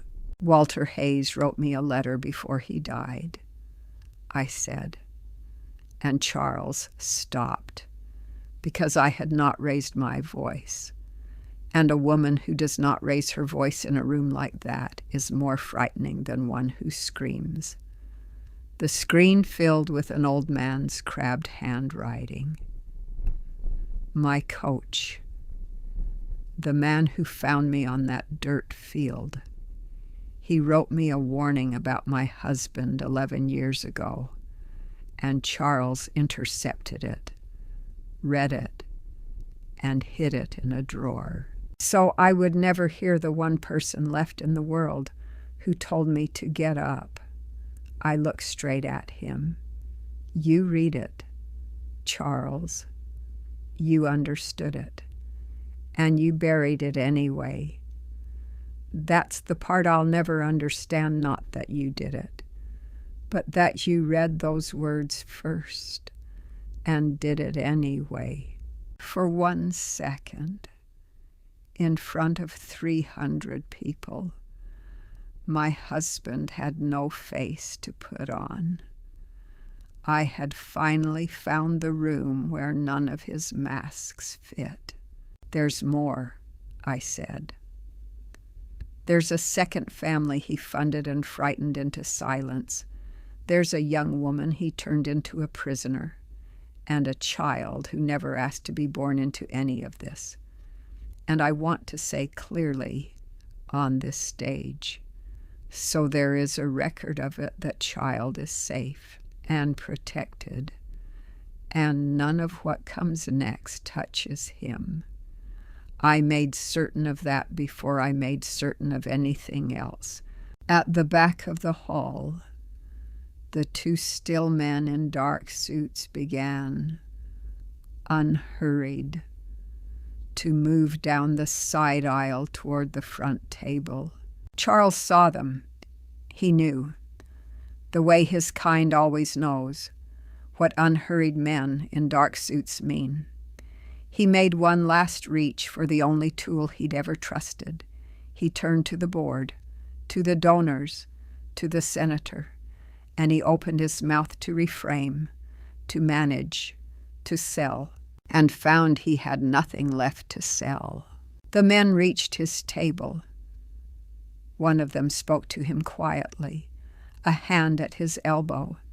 The language of these moments that is always, deliberately, too low for the room to hear. The crystal award glittered on its pedestal.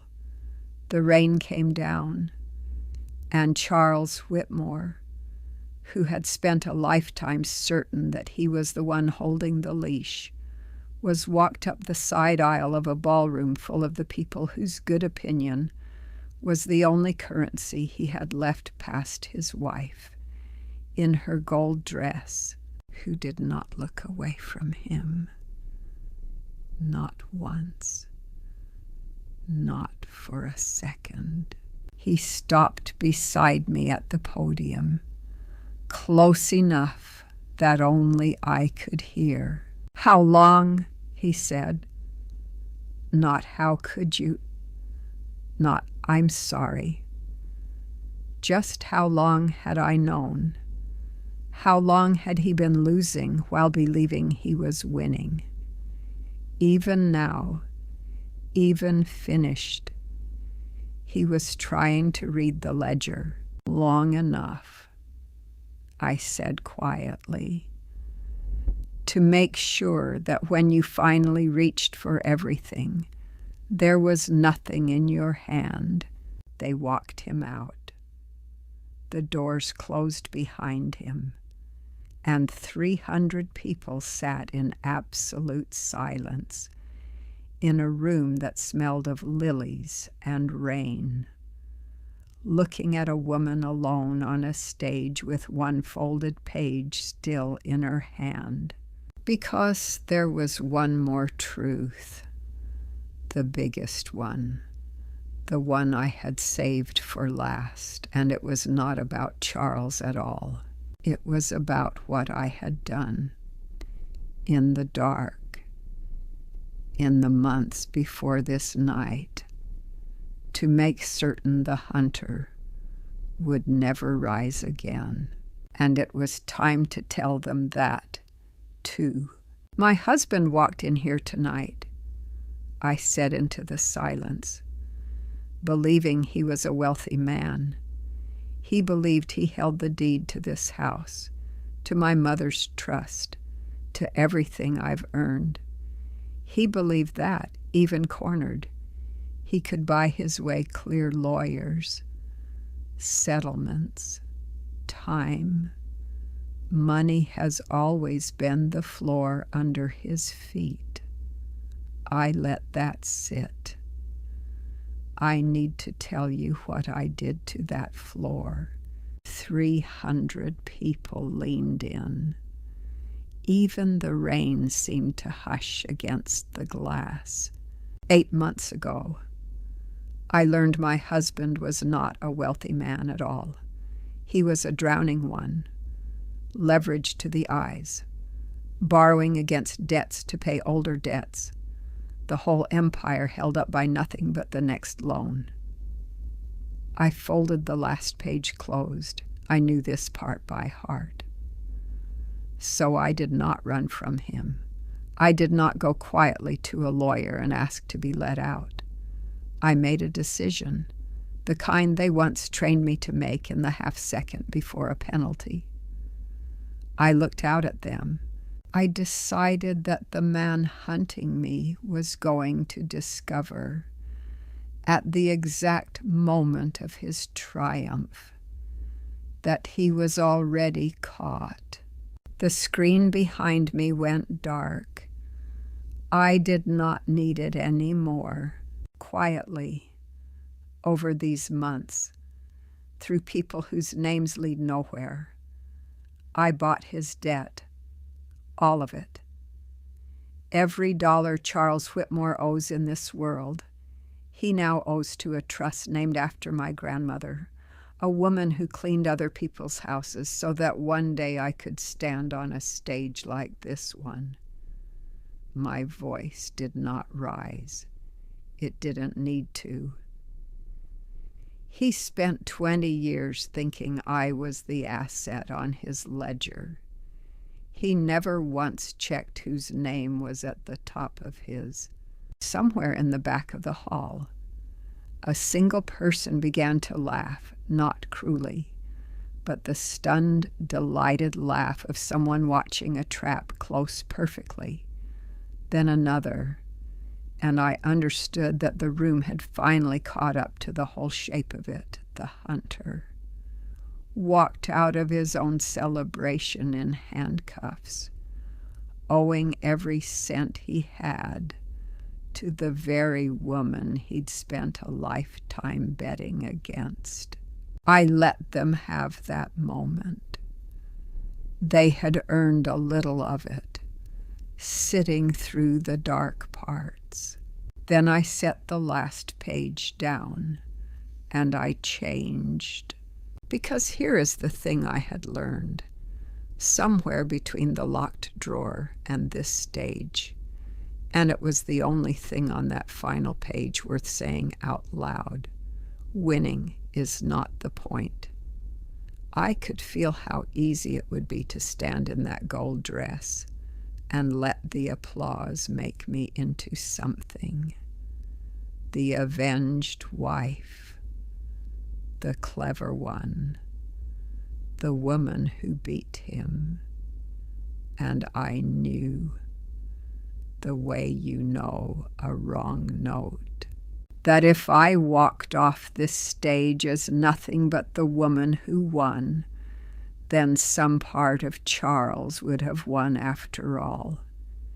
He would have turned me, finally and completely, into a player of his own cold game. So I looked out at the room, and I found the faces I had really come for. Not the board, not the donors, the women. There were so many of them out there, women my age and older, in their good dresses, and I had watched enough of them over the years to know that more than a few were sitting beside their own locked drawers, their own patient men, their own quiet grief they'd folded up small and carried for decades. I didn't tell you all this so you'd admire me, I said, and the laughter died into something deeper and more still. I told you because I spent 2 years thinking the goal was to win, to take everything back, to make him lose, and I did. But standing here, I can tell you it isn't the winning that let me sleep again. A person can win and still spend the rest of her life down on that floor in the dark, holding the thing that broke her. I thought about Marcus. Win, and then put it down. There's a difference, I said, between surviving what someone does to you and recovering from it. Surviving is just outlasting it. Recovering is standing all the way up and walking forward like it no longer owns a single hour of your life. My mother taught me that on a dirt field when I was 9 years old, and it took me almost 50 years and one locked drawer to finally understand what she meant. I picked the crystal award up off its pedestal myself, Nobody handed it to me. I decided somewhere in the planning that I would not be handed anything ever again. They're going to write that I'm the woman who destroyed Charles Whitmore, I said. Let them. It's even true. But that is the smallest thing I did this year. I held the award, and it caught the light, and threw it back gold across 300 faces. The biggest thing, the thing I want you to take home, if you take anything, is that I put it down. The anger, the ledger, the need to keep proving I was worth something to a man who was never going to see it. I'm setting it down right here in front of all of you, so I can pick up the rest of my life with both hands free. The storm was passing. You could hear it going, the rain softening on the glass, the thunder moving out over the water the way it always does. Eventually, if you can just outlast the worst of it. My name is Imani Adeyemi Foster, I said. A whole country once called my legs golden. My husband spent 20 years trying to take them out from under me. I smiled, the first real smile, I think, in 2 years. But I'm standing here on my own 2 feet, and tomorrow morning, for the first time in a very long time, I get to wake up and find out who I am when nobody's deciding my worth but me. And in the wings, where she had been waiting since she said my name, I saw Daniela Reyes, my friend, my captain's captain, standing at the foot of the stairs, holding out her hand, exactly the way she'd once walked to the center circle, so I wouldn't have to stand there alone. I walked toward her, on my own 2 legs.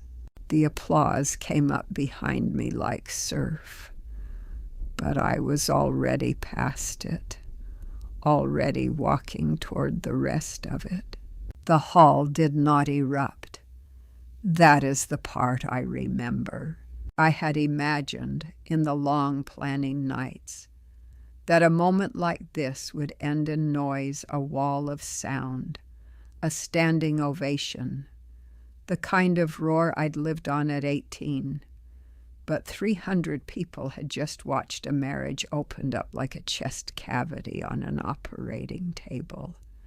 And you do not cheer at that.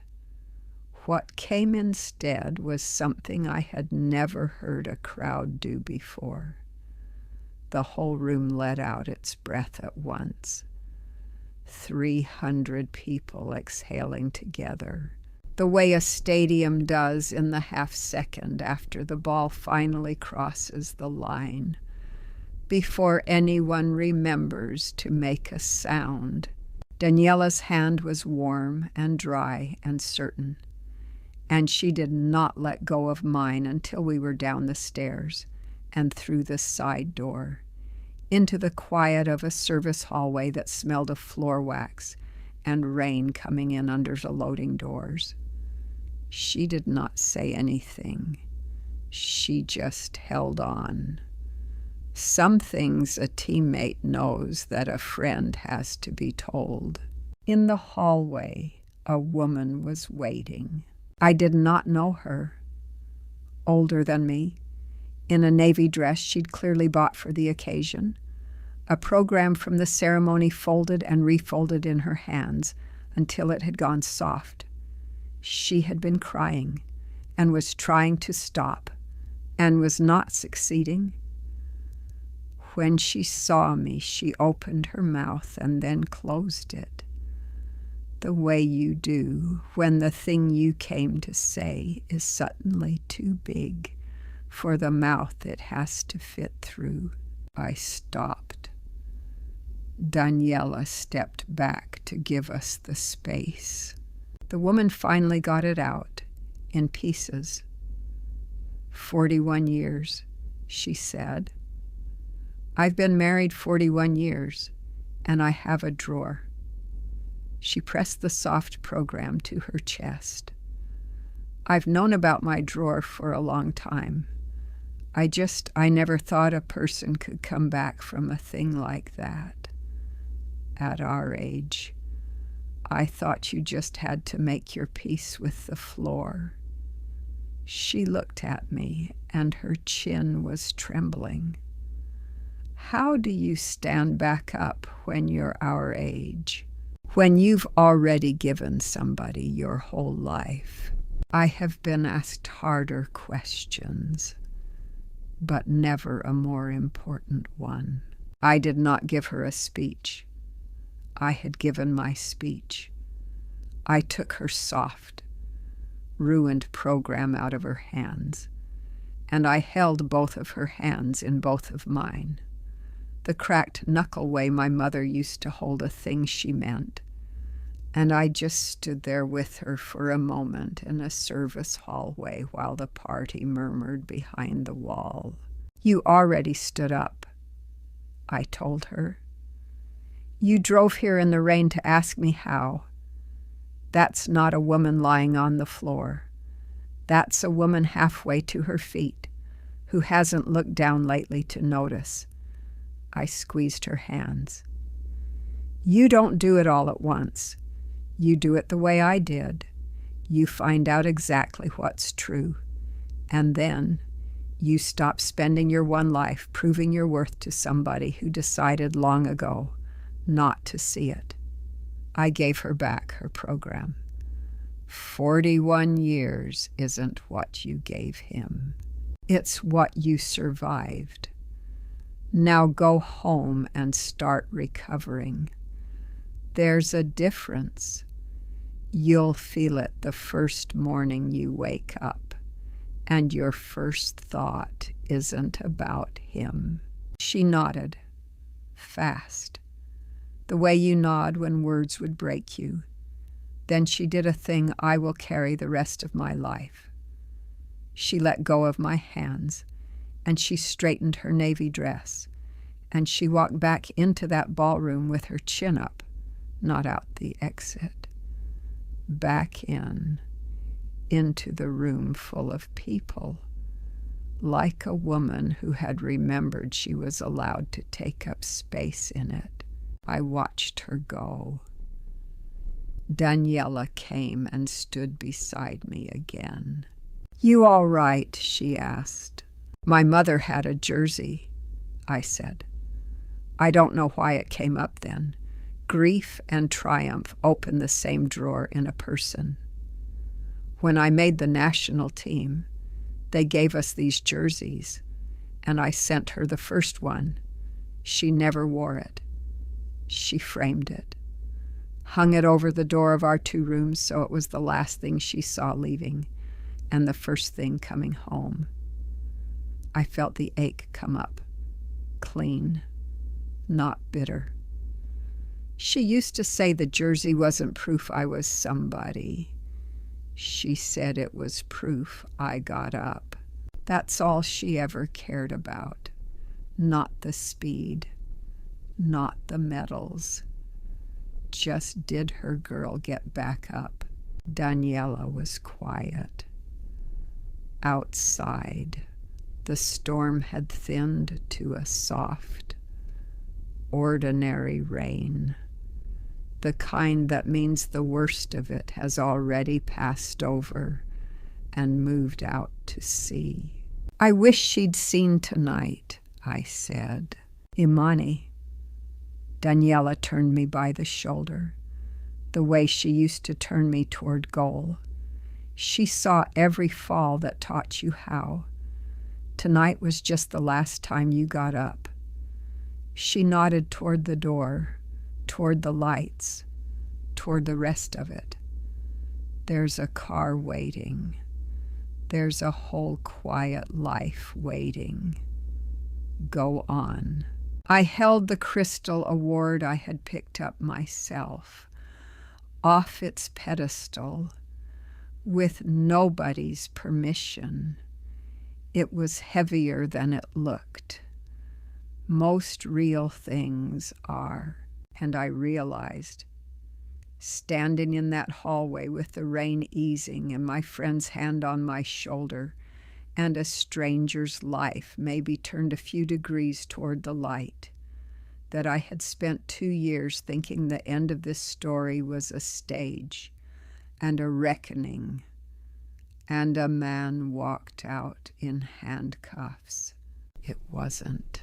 The end of this story was a small house, an hour outside the city, and a frightened woman learning she was brave, and a little boy with somebody's eyes who was going to grow up knowing none of the dark parts. The end of this story was a morning I had not lived yet, so I went to find it. 1 year later, there is a boy in my backyard who cannot kick a ball to save his life. I want you to picture it, because it is the truest thing I own now. A wide green yard behind a modest house, not the one on the Battery. I sold that, every haunted inch of it, and bought something smaller and full of light.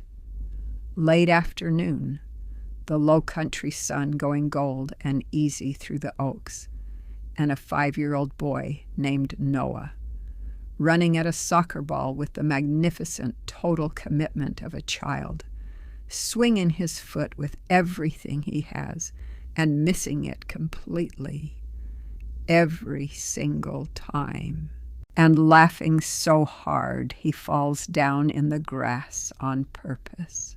He has his father's eyes. I won't pretend that's nothing. Some mornings I catch them across the breakfast table, and my heart does a thing I have stopped fighting.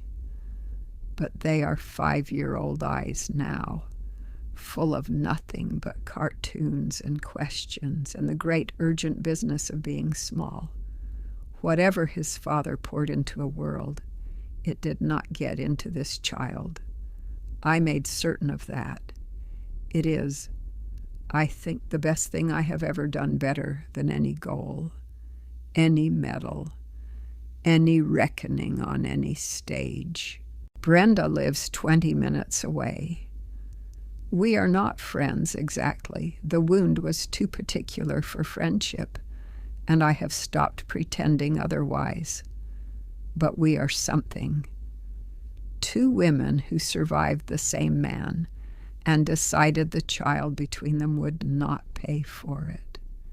She got herself a real job and a small, steady life. And she comes for Noah on the weekends.